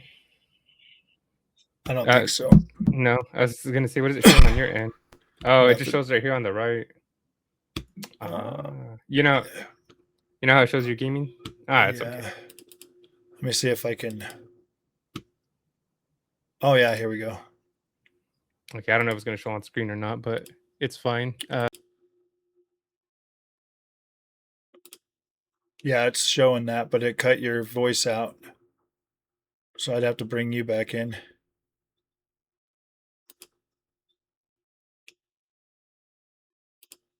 Stuff like that. There you go. Oh, there you go. Yeah, I closed the screen. It's fine. Yeah, I would have to do like a whole nother like stream collab cam or something to. Okay, no, it's fine. I didn't know how it worked on Streamlabs. I never really used Streamlabs. Well, I can pay the freaking $30 a month, and then I can have up to like 10 collaborators on there, or it's one free. Yeah, no, that's cool. Yeah, why pay? When are you gonna have like a big old? Well, every video? time I pay for it, I like you said, people just like, oh, I don't want to do it, or I'm like, whatever. I'm not going to keep paying $30 a month for this, but Yeah, maybe it's for just a one-time thing, like yeah, like let's just say the end of the year we have like you have like a, an award show. You can have an award show like best of 2026. yeah. And then you can have like guest host or co-star or whatever, however you want to like do it Yeah. up. I mean, if I And could then get like 4 of us to actually show up on yeah, like every week or something, like I wouldn't mind doing like every week, come back and, talk and, talk about do the like landscape. a full video or something. Like those these are fun, man. I like to bring people on and chat with them, conversate and let people, because I get like, I don't know, I get too emotional about this shit, bro. No. Yeah. Yeah, no, I just like tech, and I just like people that like tech, and I just like people that like stuff. I Everyone mean, has different interests. Everyone has different mhm. perspectives in this world, and it's awesome to get to see the different stuff Oh that's yeah, going man. on. It's really unique when you run into somebody that likes AMD as much as you do. Yeah, that's true. You know what I mean? Because it's like everybody else, they just rave on about NVIDIA, and you could just see the freaking their eyes gloss over when they're talking about it. It's because they don't believe half the shit they're saying, anyways. And it's like they just keep trying to reaffirm, oh, NVIDIA, and it's like, just freaking try AMD. It's not gonna hurt you. Yeah. It's not gonna hurt. Or they just say like, I can't figure it out, or I put it in and it was crashing. It was like, Yeah, really? or it's Did that really crashing. happen? It's like, Exactly. Because yeah. I'm like, because I get that a lot. They're like, yeah, I bought a 9070 XT and it just kept crashing and black screening and the drivers are so buggy and shit. And I'm like, why the hell don't I ever have these problems? Yeah, and it's I mean, bro, like I did was you do DDU? I'm a legit retard, and I just I work in a shop and I bought this stuff and put it together and it works just fine for me. Like, what the hell? It's like, okay, did you do it from the ground up? That build. Yeah. Did you do a ground up build and then put the 9070 XT? So is it really just your GPU? Is it something else in there? Did you already have not a pre-built, but did you already have a previous PC with an older GPU and then you upgraded? Did you do a clean install? Or did you do Dude, I've got AMD and NVIDIA drivers running on this right now. Yeah, exactly. I mean, you can run them both. People are like, "Oh, it's going to give you registry and blah blah blah," and I'm like, we use SSDs, and Windows is smart enough to decide which GPU is in there. Yeah, I mean, dude, I bought a pre-built. And even then, if something crashes, you're like, well, this might be a reason why. You're not going to just blame one of the cards. You know, like when I bought that last pre-built, because I bought one from CyberPower PC, because I was like, holy shit, DLSS 4 is out. I had to hurry up and get some, because we're in between the the 40 series and 50 series. Because I'd sold the 4080 Super because I was like, I didn't like taking it out and putting it in. But now I got two builds so I can run both either or. But I ended up giving that PC to Junior, but that shit came pre-installed with NVIDIA and AMD drivers on it. Oh, that's crazy. I was like, dude, like they don't, like people get, I feel like PC gamers get so caught up in the shit, like the old wives' tales and the old shit in the past. And it's like, when you had a spinning hard drive and you deleted something, you had to wait until the drive, spun around to that part and filled those blocks. Okay. You need to defrag your drive or whatever. SSDs run completely different. You erase something and then it recreates those blocks and then it just fills them back in. You know what I mean? It's not gonna seek to search for that driver and give you the bad shit, dude. It's a lot more streamlined than it used to be. Yeah, it's all digital now. Let's just be real about it. But people are these guys are so conditioned from all this shit that doesn't even matter anymore, and they waste all this time DDU and I mean AMD. We got AMD cleanup utility. If we have a problem, you just hit that, and then you reinstall your driver, and everything's fine. Yeah, I do that every once in a while. And see, even it does work good. It works perfect. It works like 99%. Yeah, I do a lot of beta drivers. So like after I do a beta driver, then I'll utility cleanup and then throw in the WHL or what's it called? WHQL or whatever. The actual drivers. The official driver. Yeah. And see, even then, like every once in a while, let's just say I upgrade my driver, right? And then my game will crash or a certain game will crash. It doesn't happen often, but it does happen. I'm not gonna lie. I just uninstall it and go back to the previous one until they fix it. But guess what? That's an NVIDIA issue as well. Yeah. And NVIDIA, like I said, drivers currently with NVIDIA cards, they've been getting blackouts. Their screens will flash more. And the only reason I'm saying this is because AMD would never get this pass if let's just say it was 2 drivers or 3 drivers ago.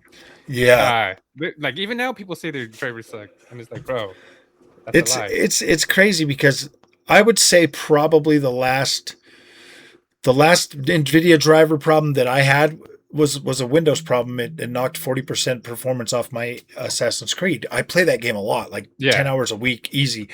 And so I noticed that shit. I'm like, I was getting 60, now I get 40. Like, what the hell is going on? And that didn't affect my AMD build. And so I'm like, what the hell? And that was the last thing that I've experienced with NVIDIA probably since the 6-month point for the drivers. The black screens and shit don't happen no more. I had to literally buy like a different HDMI cable just to get my 4070 Super to come out of 60 FPS on my TVs and shit. So it's like, yeah, dude, NVIDIA has always been like more involved when you try to set the shit up. Like you put the card in there and you got to go in there and select 10-bit color and shit. And I was like, what the fuck? Like, yeah, AMD is just auto, man. It's just automatically done for you. And it's like, I don't understand the mental gymnastics that the NVIDIA bros have to go through to convince themselves that like NVIDIA is superior. And it's like, maybe it is, but it's not so superior that it makes that big of a difference. Yeah, at the end of the day, I'm a tech fan, bro. I'm not a company fan. Obviously, some companies do stuff that I like better than others, and I'll give them their praise. And then if that same company does something bad that I don't like, I'll give them their praise. And oh yeah, go ahead. And I was gonna transition to we're talking about the YouTubers earlier about how they promote their brand.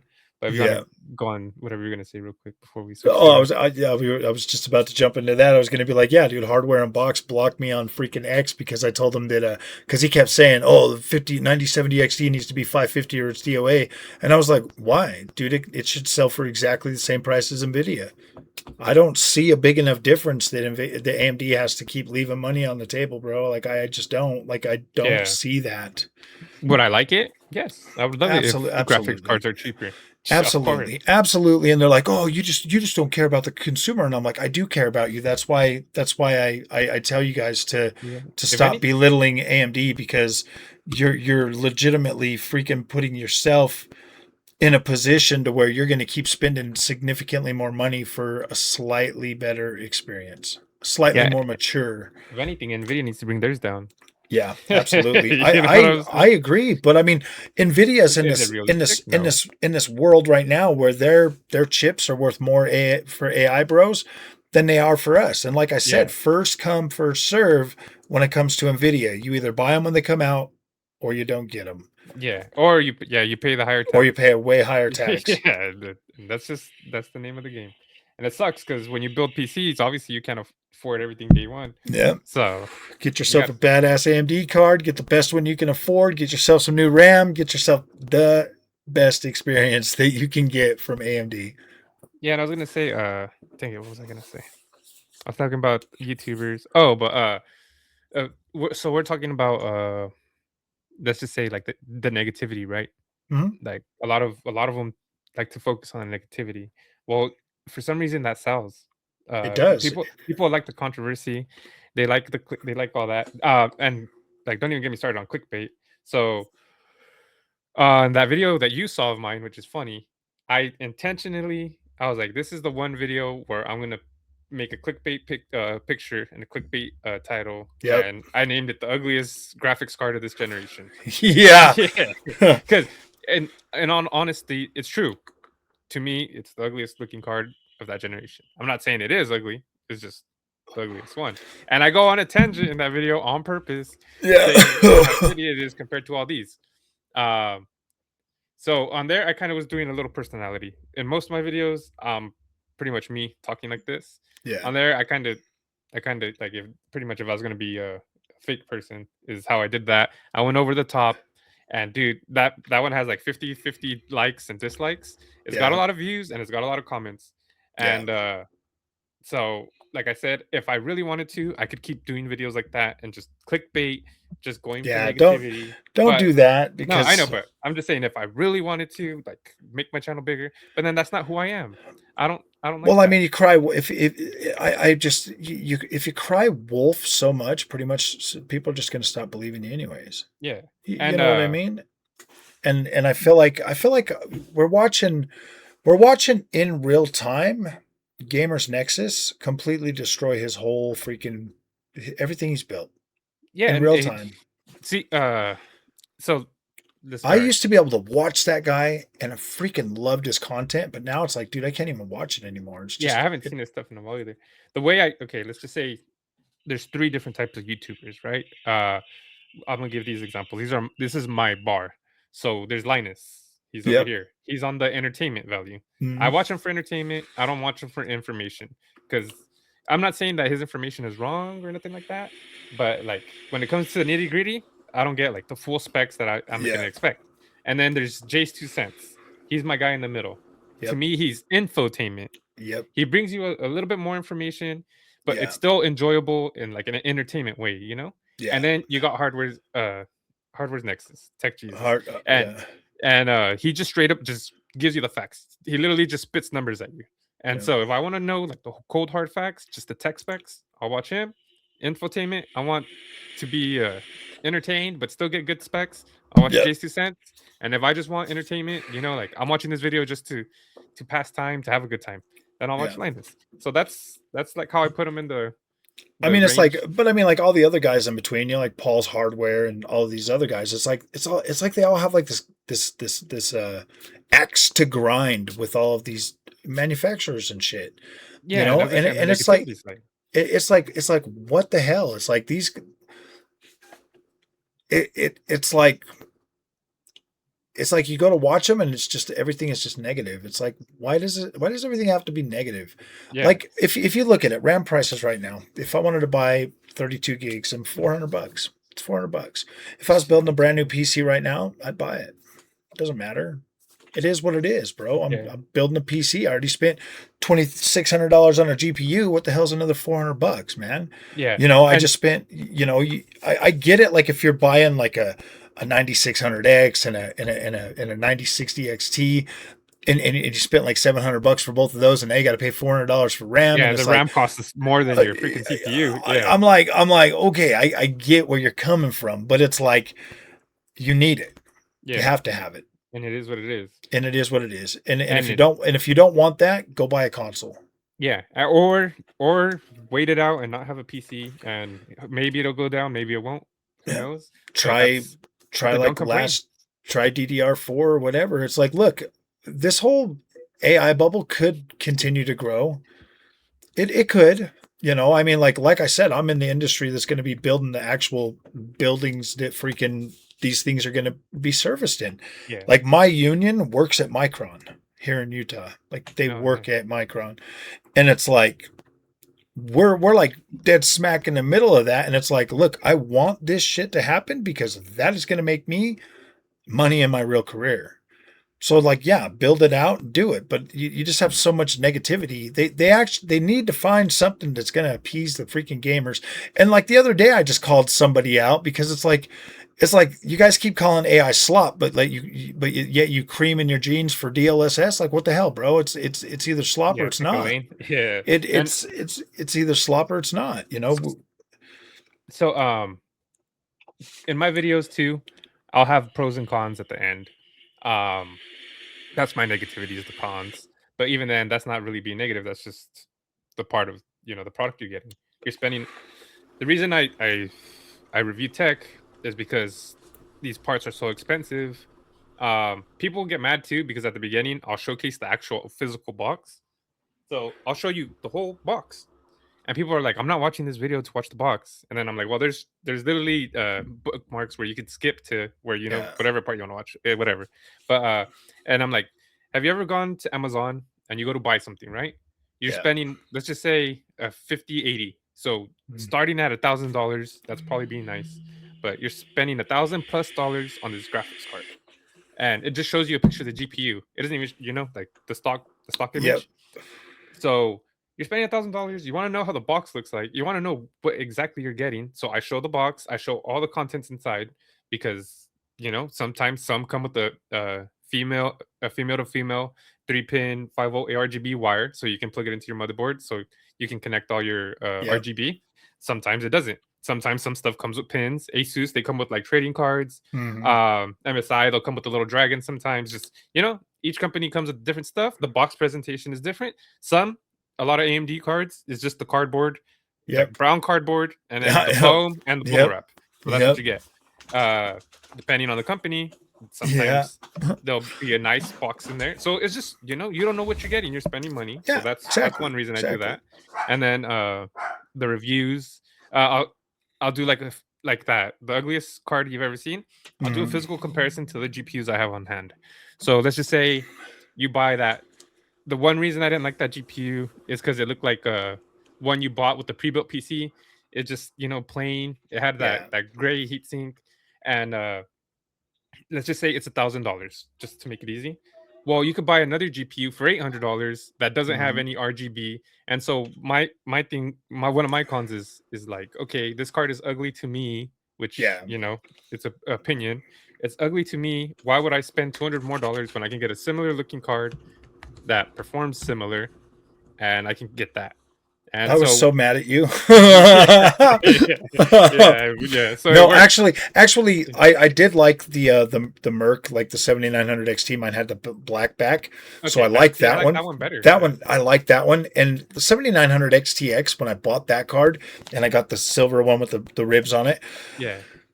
At first, I was kind of like, But then I started looking at it because the only other card I had at the time was like that 4080 Super from Gigabyte, and that shit just was like plastic Yeah, it's all and it plastic. looked all Gigabyte, cheap and chintzy and shit. And I'm looking at Gigabyte just this does plastic. XFX, and it's all robust and thick, and it felt like it was a good quality build. And I'm like, damn, dude, I paid way more for the 4080 Super, and I got a much better durable build that actually cools better and shit like that. Yeah. So I mean, And I know that metal plate is to help spread the heat too. oh yeah, I know. I'm just saying, look wise. Oh yeah, But, it did look. It did look. You know, I mean, dude, my Merc Mag Air looks significantly better. So I'm glad that, you know, this generation XFX really did step up their. You know, even their 9060 XT Swifts look pretty good this year. They're I was all gonna black. say because I was reviewing the 6000 series, and then that 7000 the 6000 series. It looks more like that magnetic one you have. You said you have the magnetic one, right? Yeah.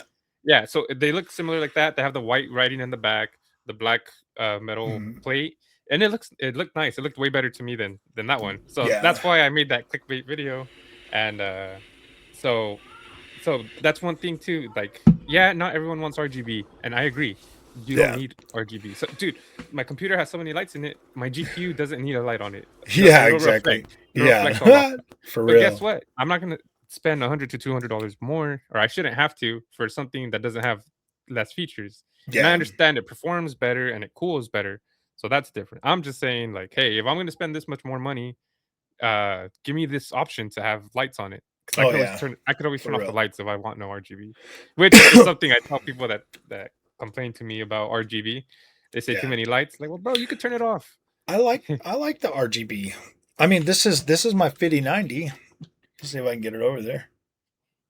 Yeah, see that it has the shield light. I'm assuming on the front it probably lit up too. MSI. Yeah, I believe if I can get it over there.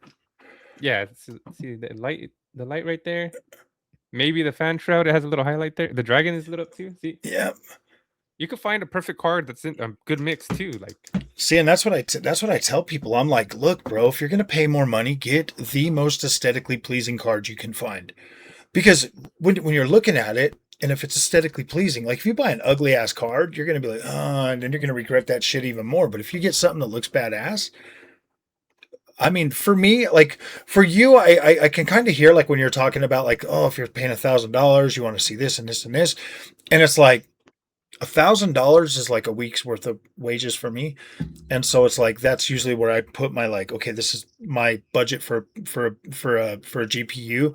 You know, if I'm working 52 weeks a year and I'm spending 1 week's wages on one GPU, cool. That's fine. That's like water under the bridge. Doesn't even take that long to recoup, stuff like that. But I also look at the cost a little bit differently than a lot of other people. If your average, like if I took my wife to a movie, it costs right around $100. Going to the movie, getting our snacks, all that shit. It's $100. You get 2 hours. You get 2 hours of entertainment. Okay. If I spend $1,000 on a GPU and I get 1,000 hours of gaming out of it, like that's pennies on the dollar for the amount of actual freaking entertainment I get. yeah, Like that is money well spent. When people are crying about a $70 game, I'm like, dude, that's like an hour and a half of work, bro. It's like, well, all right, I'm not gonna get into that, but a game being $70 and then it being $60, it does suck. It's nice that it was cheaper. That $10 was such a mental block for people, bro. It's not even funny. And I called that shit when I first started my channel. I was like, that $10 is a mental block. It broke people. But not only that, but as I say, if you know how physical games cost the same as digital games, yeah, like, bro, give me like a $5 discount off that. Yeah, something. Well, I mean, if you really think about it, games come out and in 30 days, 60 days, 6 months later, they're half price. So yeah, they're like, or at least $20 off. I mean, hardcore fans like me that want to play the games day one, we're gonna pay full price. I mean, they're already talking about Forza Horizon 6 being over $100, like $60 if you want to, if you do the Game Pass and you want to $60 for the DLC. I'm like, all right, I'll pay your $120. That game looks incredible. I'm it looks more than get my money's worth. Not only that, but anyways, back to the GPU. But some people, I have a decent job. I have a good job. You have a decent. Oh, job. yeah. I'm not gonna say you're super rich. I'm not gonna say I'm super. I'm I don't not. know. Yeah, I don't. I'm Yeah, definitely not but rich, but there's a lot of people that live paycheck to paycheck, bro. They don't have a lot of excess money, so I they're understand. adults. They can use credit. Yeah, yeah, but then you're paying what, like 26 to 29% interest on a card. You know, you can affirm it. I understand you can affirm It it. is. It is what it is. Quit being poor. No, I'm just joking. Yeah, but I was gonna say people live paycheck to paycheck, so it takes them a while to save up for this. Oh And yeah. like I said, know your budget. But at the same time, if you want to save, if you can save money, if you're disciplined enough to save money, that's Yeah. a big thing too.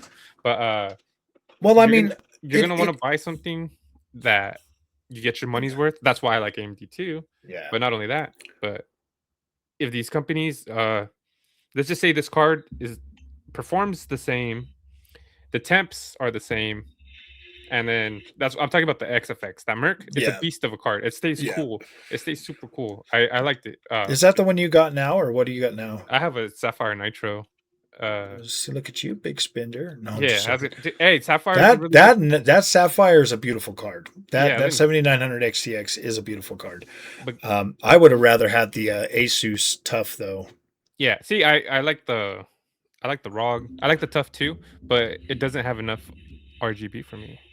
For the price I'm I paying. need more RGB. Yeah, for the price I'm paying. Bro, I got like a decent deal on the 4090 freaking Tough from last year, like last gen, and I was like, holy shit, dude, a full metal freaking shroud. That card was so badass. Nice, yeah. I was like, damn, I wish I would have bought a freaking 7900 XTX freaking. And see, Tough. like to the people that don't like RGB, get a Tough, like a card like Tough. It has like one RGB strip on it. Mhm. It has Yep. the logo pretty much, right? Yep. It's the Tough logo. That's the only thing that lights up. The GPU you had, the back logo, the front logo, and like another side logo. That's all. Maybe the fan shroud lights up. I didn't, It does. Yeah, Okay. like this It's card's little got so much It's got like RGB. 3 stripes on it too, right? Like Yeah, it's designed to have it like Vertically facing the vertically mounted so that you can see all the lights in the front and stuff. But Yeah, I like the way it looks this way better. so yeah, it just depends on people's use case, what they want, what their budget is. But I'm just telling companies, if you're gonna charge me the same price as this XFX card as this Nitro costs, I'm gonna get the one that has a better lighting for me. My signed Lisa Sue AMD 9070 XT Oris. Yeah, and see, Oris, that's a gigabyte. Remember how I was saying gigabyte tall plastic? Yeah. Well, this one's actually nice. Yeah, I was gonna say that's their top tier card. Yeah, that's a beautiful All card. metal. I remember one. It has a screen on it. Yeah, it kind of. I got it out right here. Okay. Let me pull this bad boy down. It does have. This lights up. This lights up. This one doesn't have the screen on it. The other one's a little bit bigger, but this one here is a nice card. But this one does have Lisa Sue's signature on it. Yeah. That's sick. That's clean. Yeah, I would have that in the background. That is a badass card, man. I really do like this one. Steering wheel is? I just have it right on top of that. No, but they had an Aorus Master. It had a little screen on it, and it came with the egg. When you first buy it, it has an egg on it, and the more you use it, the egg cracks, it hatches. It's a baby eagle, and then it turns into a full eagle. Nice. So the reason I like that, let's just say you sell your GPU, right? Not that one, but let's just say your Aorus Master. You tell someone it's brand new, barely used, low miles, highway miles, whatever. You know how people. You got the whole bird flying around like, come on! Yeah, it's like, molting and shit, bro. Yeah. Oh, dude. That thing's all molting. Yeah. And the bird's got like 3 feathers and shit on it. You're like, that shit's damn near dead, bro. Yeah, you can't lie and say like, hey, this is a new card. It's like, bro, if it was a new card, it'd be in the egg still, Yeah, exactly. So I did like that. Just for the fact that you couldn't lie. See, I like Gigabyte's cards, but they always feel so cheap. At least at least the ones that I've bought, like the Wind Force. The gaming, and the Eagles and the Wind Force or whatever it was. I think, did I buy a Wind Force? I mean, I don't know. My that one up there is my 5050 is what is that one? Because this one here is legit all freaking plastic, bro. It's 5050, and it's like the Gigabyte freaking whatever the hell it is. Oh, that's crazy. That's pretty cool. That's random. Yeah, they got the little It's like you can almost cover up the RTX. It's like gigabyte game on. It's like, dude, this card's light, but Yeah, a it's little like triple fan design too. it's like you get in there and you start using it, and it's crazy how well that card performs. I was like, holy crap! I also got this right here. I got my 580, but then I've got my You're a pro. This thing's got 32 gigs of VRAM. What do you use that for? Mostly just I just did some playing around with it. I got it when I got that 4090. I got it in the deal. Oh, nice. So I was like, cool, I'll take it. And so now this one here, I just use for testing out. I kept that one because I was going to test out NA on it and do that because FSR3 works on it, frame generation, all of that stuff. And I was like, damn, dude, this card's badass actually. Yeah. You get in there playing on a 6800 with 32 gigs of VRAM. You've got, so I'm going to rebuild my other PC tomorrow.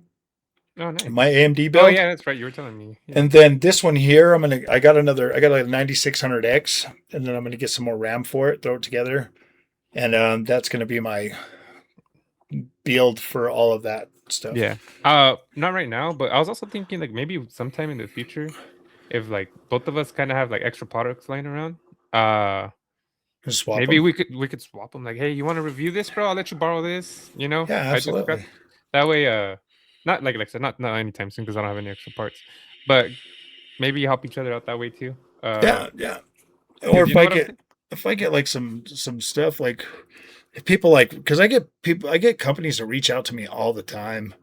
They want me to cover their products, and sometimes I just like, I don't know about that. I mean, but I can send them your information too, or give you their information. Yeah, so that you can like talk to them and stuff. Because I know that helps out a lot. Because we spend so much money trying to do this ourselves. That every little thing, every little bit you can get, it definitely helps out. Gives you something. At least it gives you another avenue for some more content and stuff. You know what I mean? Yeah, exactly. like I had this company send this out to me. It's a wind booster. Like you plug this in to your. I still need to make the video, but you plug this in to like your throttle. Oh, okay. On your car, like you'll plug the one side in and then plug the other one in. That goes into the OBD2 or what? Yeah, well, no, not it goes into your if your pedal is drive-by-wire. Okay. You hook it up that way, your throttle pedal, and then it will allow you to adjust your sensitivity and shit. So you can like turn your regular car into like a. Like you know how you like if you're in an electric car and you get like instant torque, you can use this to do that. Or say you're going to a hotel or something, you can passcode lock this shit to where it only let your car go like 20 miles an hour, like valet mode, pretty much. Yeah. You can lock it into valet mode, all kinds of shit, dude. Yeah, because a lot of cars now they're just all electric. You can lock it so like if your kids are using it, you can lock it at like 55 miles an hour is the max they can drive. Yeah. So then they're not getting on the freeway and shit, you know, if you want to try to keep them away from whatever. So that's a pretty cool product, but I get stuff like this all the time and I'm like, or this right here. I was gonna say, so like this Wacom freaking art pad. Yeah. It's this is a pretty freaking sweet item. I would say at worst, if yeah, that's pretty sick. It's a little. I would say at worst, just make like a short or a vertical. You know, like for.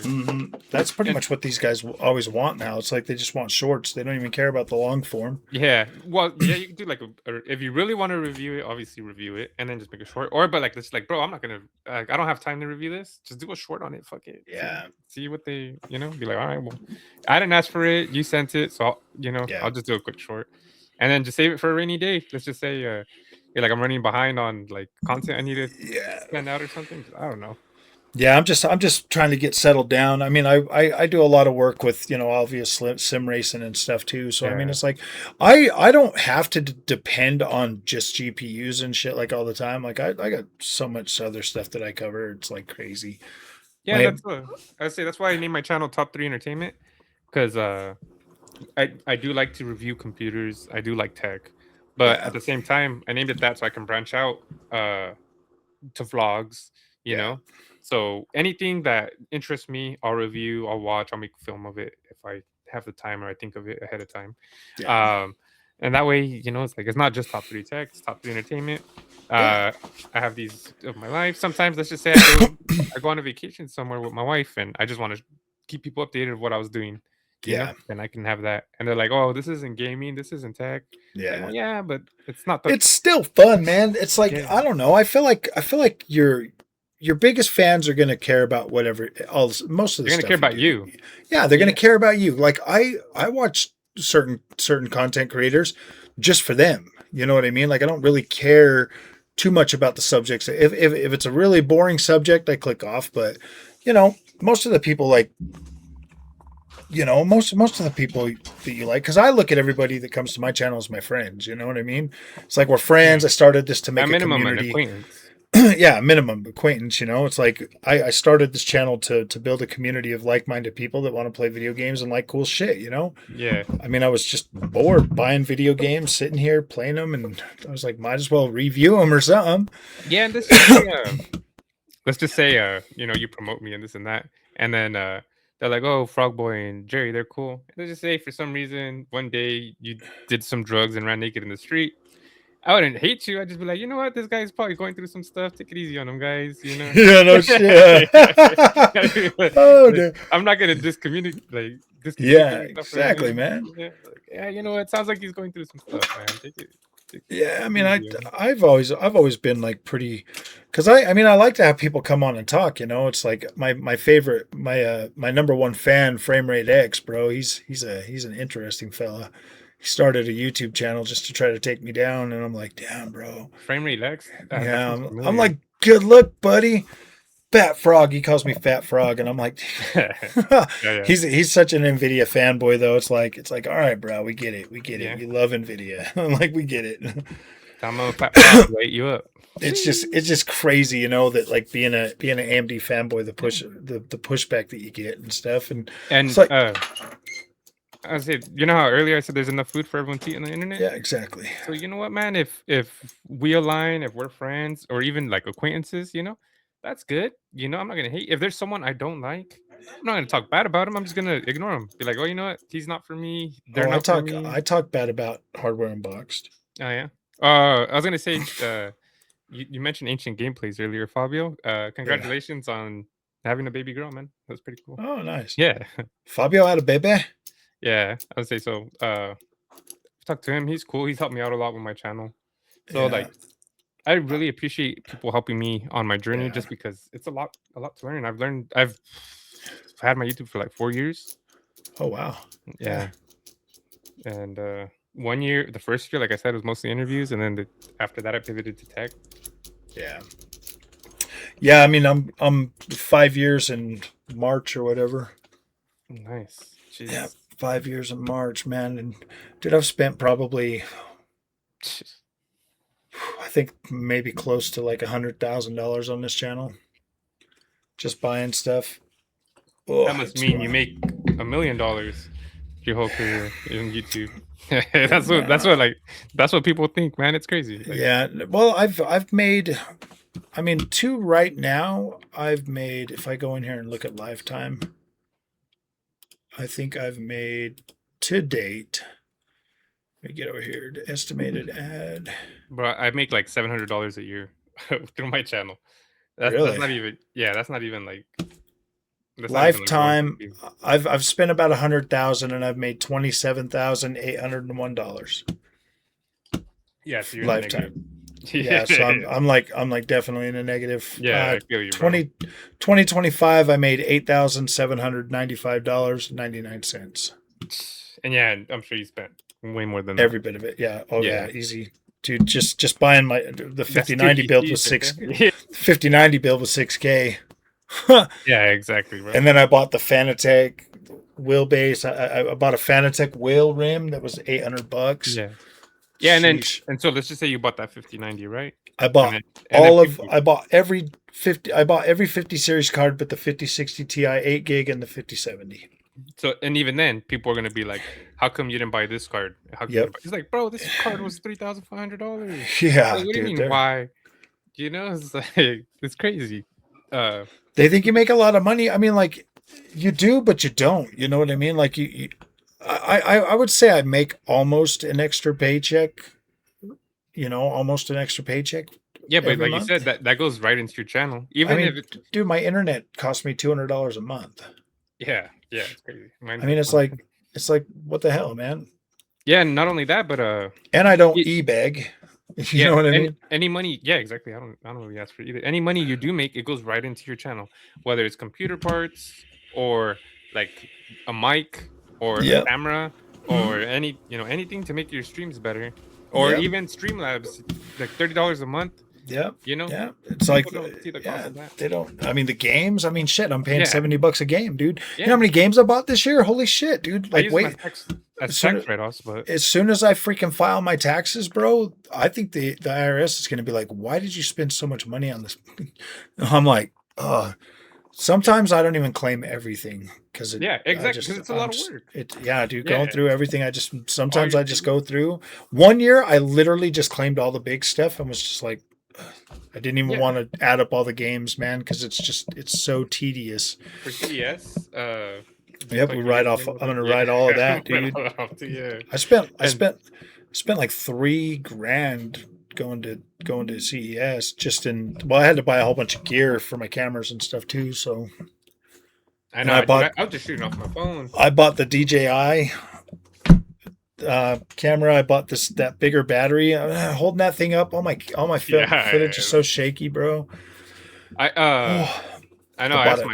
my birthday's next month, and asked my wife for the Insta 360, the little gimbal for my Oh phone. yeah, Yeah, no, yeah. but yeah, it's. I learned a lot. I learned a lot this CES. I feel like I'll I definitely be a lot oh more yeah, ready for next yeah. year. Next year is going to be a way better experience because even my wife, because I got the DJI. I like this. This is a Yeah, cool investment, but because all my good footage is on here because it's not all shaky. My other camera, I yeah, want to get a better gimbal for it for yeah. next That year. costs a lot. That was a huge ass And it's camera. like, So yeah, those are like $300, man. I'm My not trying. camera, I'm not my trying to look over camera, your camera on the this camera all together is like $5,000, bro. You tell him how you almost got kicked out of CES, out of the No, AMD. I almost got kicked out of the AMD show. Yeah, I know. I stood up and the guy's like, "One more time and you gotta leave." I'm like, "Gosh He's like, damn, bro." he's like, one, two more times. He's like, "One time you get a warning. Second time you're out." I was Yeah. like, "Damn, dude." I'm And like, that's "All one thing I right." liked about I was NVIDIA's like, is it was at a stadium, so the seats were like staggered. Like, it was in a theater. Sorry, not a "Yeah." stadium. It's like I couldn't really see anything, and I was like trying to get a better view, and I got them dudes walking up and down and getting in my shot and shit all the time. So I was like, "Damn." Dude, so I was trying to look over your camera, and then there was a guy like 4 seats from you. He had his camera set up, and I had to tap him on the shoulder. I was like, "Bro, I can't see. Like, your phone's in the in the way of the person that's standing on stage." Yeah. And he lowered it a little bit, but I was like, "Fuck, this is." Yeah, dude, it was wild. And then Well, the screen on the AMD, the whole the whole panel, the whole screen, it was like staticky, bro. yeah, I was like, man, I understand the Venetian's like a little older, so maybe their yeah. technology's a little older. But at the Fountain Blue, the Nvidia one, that shit was like 8K, 4K quality. I was like, man, this is That's crazy. why Jensen went there. Yeah, I wish I wish I would have stayed in line, but I had to get to you didn't miss. Razor. I had to get all the way back over to the Venetian by like 11 o'clock so I could go to my Razor interview. So it Yeah, didn't really matter. I mean, I, it did suck that I missed that, but yeah, dude, you didn't like. Personal wise, it probably sucked, but like for your channel wise, you didn't miss nothing, bro. well, didn't they have like a showroom that you could go around and look at all the new stuff? Yeah, that was pretty cool, actually. Yeah. Dude, Will I Am was there. I didn't know. I missed Who? him. Will I Yep, Am. yep. He had a Trinity bike. Mhm. This like $30,000 like little motorcycle. Like it looked like a Tron. I A Tron wonder bike. if we would have got to see like Linus Tech Tips and stuff if we went. I don't think so, because I was there immediately at the Nvidia, Yeah, they locked and everybody out of everything. they tried locking me out of there too, but I just kept walking. Man, the lady was calling me. I told my wife, I was like, just keep walking. I pretended I was on my phone, and then Yeah, I just walked in, and she's damn. yeah, I know, dude. I got lucky twice. They accidentally put me in front of the line, and then I wasn't supposed to be there, and after the showcase and when they were showing everything, I was like, fuck it. I was like, either we make it or we get kicked out. I Dude, the was like, Samsung Samsung guy let me right in the door to like go yeah. walk around in the big room before anybody was even in Oh, there. nice. And I was like walking around and shit. And there was like you know, the Korean ladies and stuff were doing like a video, and I like walked past and photobomb them and all kinds of shit, dude. And then my friend that was there, Silicon Fox, he like called me. He's like, "Where are you?" And I was like, "Oh yeah, I'll come back to the door and get you and stuff." And I was gonna bring him in with me, and he's like, "Oh, let me see your credentials." And he didn't have any. And the dude's like, "Yeah, this is for employees only." And I was like, "Well, I'm not a Samsung employee." Like, and he's Yeah. like, "Oh well, let's just pretend this never happened." Yeah. And I'm like, "All right, bro, it's cool." So then we had to go and sit and watch the whole thing, and in the thing, and then we came out. I had a coral badge. You probably had the blue one. Yeah, I had a blue one. What's the Yeah. difference? The people that watch the show got to go in first. Oh, okay. We That got part of bumped the straight to the front of the line. We got to walk right past you, mint fellas, and yeah, get right that's in. cool. I was happy with that room I was in. I got full access to that trifold by myself. So I took one look at that, and after having like the Fold 3 when it first came out, and it split, like it broke 1 year later, right after my warranty was dead, I was like, I'm not buying no more Folds. I might buy that one. That one is pretty insane. I got the But Galaxy S25 now, plus that's what I yeah, use. yeah, I have the S23. That's what I had before I got this. And S23. yeah, I'm probably gonna. The main factor that I was considering about this trifold was the camera, and it could shoot insanely. Yeah, the specs on it are perfect. Yeah. Dude, So I'm like, you know what? I'll buy it. Yeah, because the S25 camera is insane too. Oh yeah, this camera's so good. People are like, "Wow, man, your footage looks so good." When I was doing like when I'd go out, you know, like from the Venetian after a show, and I'd do like some videos. My last video, bro, took. I started uploading that because we came back around 8 o'clock because the days end at like 6 or whatever. So we came back to the room about 8 o'clock or whatever, after getting food, and I like recorded a video, and then I started uploading it right from my phone. And it was like a 30-minute video, but it did not finish fully uploading until I was on the way home. Yeah, no, I bet, man. I Yeah, was the like, internet. holy crap. Oh, and then the internet at the Venetian was terrible. The internet at the freaking Circus was trash. It was Oh, yeah. I couldn't upload anything from my laptop. Yeah, I couldn't upload. I used my 5G internet. It worked better. Yeah. I'd say maybe next year try out the Excalibur instead of the Circus. Yeah, we're actually gonna get a way better room next time. Yeah, I was gonna say because the Circus I wouldn't recommend at all because you can get bed bugs, bro. Yeah. I don't want you. Did you get a where'd you get a room at? Excalibur? At the Excalibur, and it was I spent like $600 for like a week. Yeah. And it was a renovated room. Like I said, last minute. Normally I stay at the Park MGM. I go to Vegas like once a year. But yeah, next year I think we're either gonna stay at the Wyndham or the Wynn is super expensive. Not the Wynn, the oh my gosh, what's that one called? Mandalay Bay. The Mandalay Bay. Oh, okay, yeah, that one's. I think we're gonna stay at Mandalay Bay next time. Get a dude. So I'm laughing because in this video I'm talking. There's the MGM credit card. They don't charge you an annual fee, and you get free parking at any MGM resort. So you could park for free at any MGM place. Normally they charge you like $50 a day. And they have a credit card? Yeah, and it gives you like VIP access, so you come in front of everyone when you're registering and all that. I pay all my bills with it too, so that way my tier status goes up when I pay it off and stuff like that. Nice. But I would recommend getting it just so you can. So that we get free parking. Yeah. I'll tell my wife as soon as we're done. Yeah, I'd show you it, but I don't want people to see my numbers.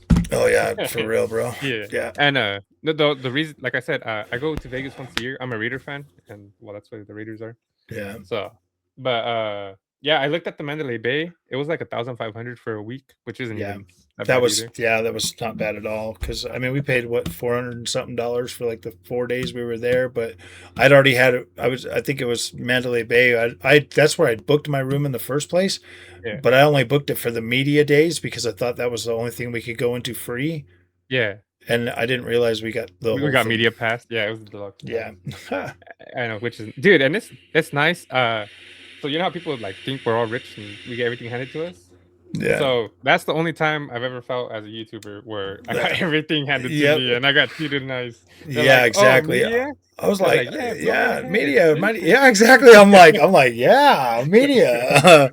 I'm media. Yeah, that's what I said when I was at the NVIDIA line. The guy looked at my badge. He's like, come with me. And I was like, All right. That's basically what the Samsung guy did to me. He's like, come with me, man. And it took me in there and let me do whatever I want. I was like, damn, bro. Yeah, and then like once I was up there, they're like, "Oh wait, you don't belong here." Same thing. I was like, "Oh fuck," Yep. and I was Yeah. like, "Oh well." So yeah, it was nice. We got free food at some places, free drinks. Yep. Free food, everything. If you go down, like we get meal tickets every day. I didn't realize that till the last day I was there. Yep. We actually found that out, and I think I had a turkey sandwich, and my wife got a roast beef sandwich. It was pretty cool. And they had like an app. So if you're at you can either get one at the Venetian or you can get one at the convention center. Yeah. And they'll buy you a lunch. They give you like a voucher for a lunch, yeah. And then at the Venetian, they give you actual food. Yep. So next time we go, we're gonna be getting those. Yeah. Like, next time we're gonna like hang out the whole time, and like do everything together. Like, yeah, and like best friends. Yeah, I was gonna say we can do some stuff like I said, I showed up 2 days earlier, right? I got there Friday. Yep, I got there Saturday. I would say so that Saturday, be like, hey, you know what? You want to meet up and have some dinner? We can. Yeah, exactly. That way we're not alone. But yeah, I mean, I go to Vegas once a year, so I know a lot of stuff about Vegas. I know some places we could check out, stuff like that. Yeah, I used to live there when I was 20. Nice. Exactly. So you could probably show me even more stuff then. Oh yeah, and Silicon Fox, he lives there, so we can go hit him up too. He does mostly handhelds and laptops and stuff like that. So he's like a person. I'm trying to put together a coalition of us creators, so we can do podcasts like once a week or something. Because I don't want to start paying for this thing until I've got the people that are committed to I get it. Once a week or something, and then I'll start paying for it. Yeah, because you want to make sure it's a good investment, not just money out the window. Yeah, absolutely. Because this year I'm really trying to hold back because I want to have a much better time at Vegas next year when we go. So I don't want to spend. Last year I spent way more than I wanted to. This 5090 build was supposed to be part of this year's budget, but it kind of got rolled into last year's budget. So this year I want to try to keep my investment in the channel for the stuff I buy under $5,000, if possible. But yeah, I don't know if that's even going to be possible. And everything's going up. I'm already over $1,000. And everybody don't feel bad that he had to get himself a 5090. We get it. He's not. Hey, you know what? The NVIDIA bros kept telling me, you just got to get. They just kept moving the goalposts and moving the goalposts. So I'm like, all right, fine. I bought the 5090. Is it incredible? Absolutely. Is anybody else on the planet going to buy one? Probably not. Yeah. You know what I mean? Like it's so much. It was designed to be overkill. Yeah, it's designed to. It's. I look at it as a developer GPU.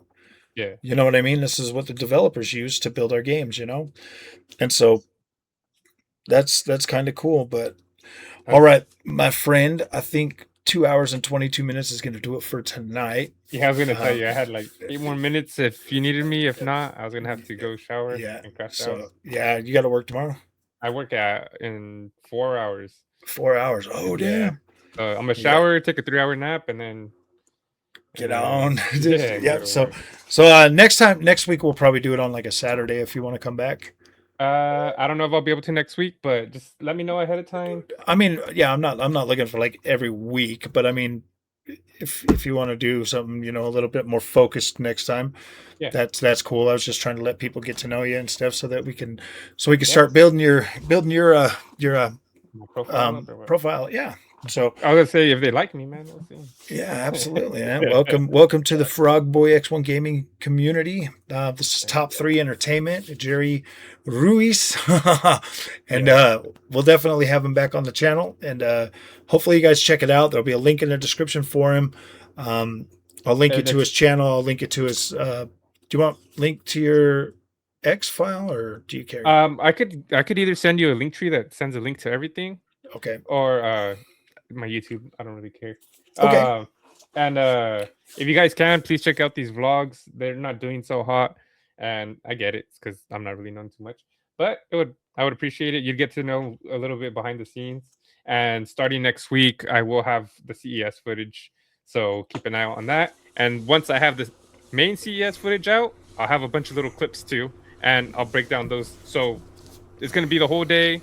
Then I'll have a 20-30 minute segment of just the Samsung, and different Nice. booths I go to. So.